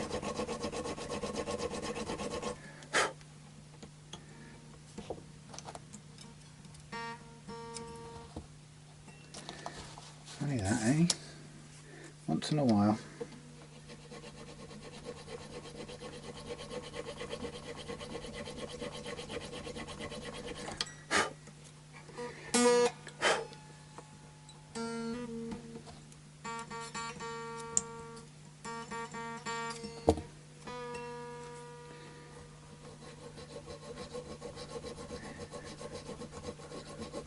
Right then.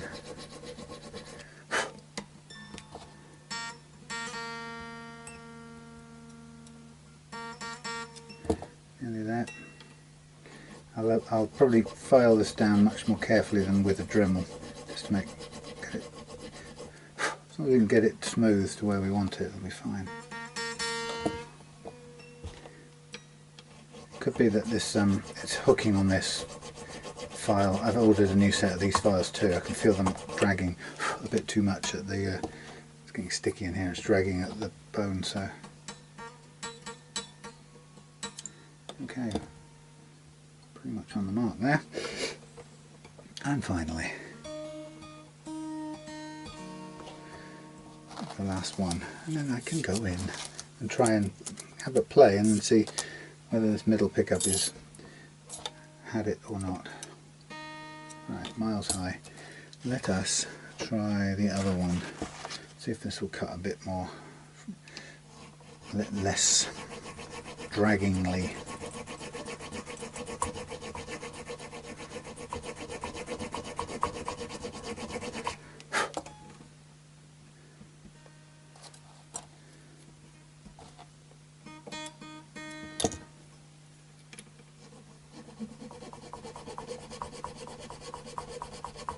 Cutting a 13mm, sorry, 0.013 millimeter gauge, not millimeter, inch gauge slot is really fine. So I'm never quite sure whether even that's too tight for this 10 gauge string that's trying to sit in here.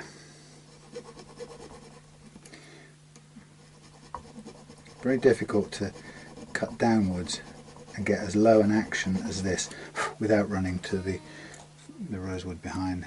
It's nigh on impossible, in fact. You just can't quite get the angle that I would like without hitting the rosewood. And sometimes I even think about removing it, you know, cutting back from it, scalloping it out a bit further behind so we don't have to worry about it hitting it.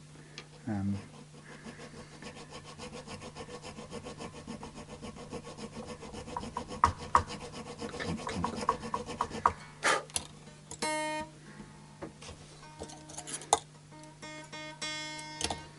Come on, nearly there. And sometimes I want to go back up to the 17 at this point. And I think, why am I even bothering with a 13? 10 to 17 is probably good enough. Or 17 for a 10 gauge. Nearly there.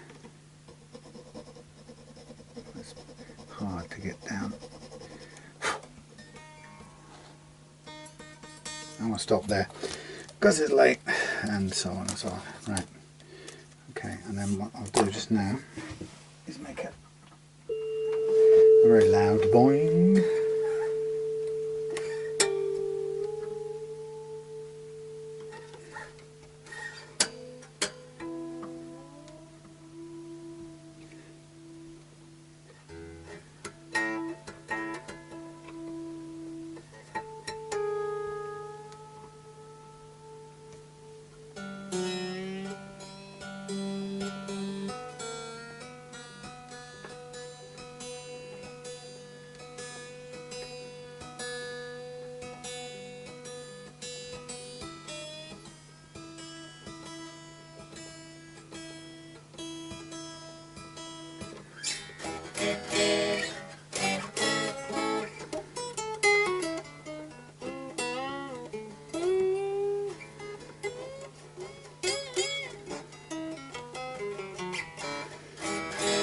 Right, I'm going to take this in the house, give it a whirl, and then we'll see what happens to it later on. But yeah, getting there.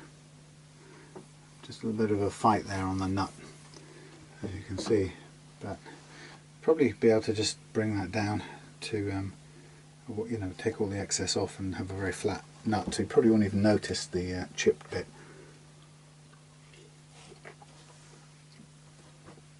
See you tomorrow.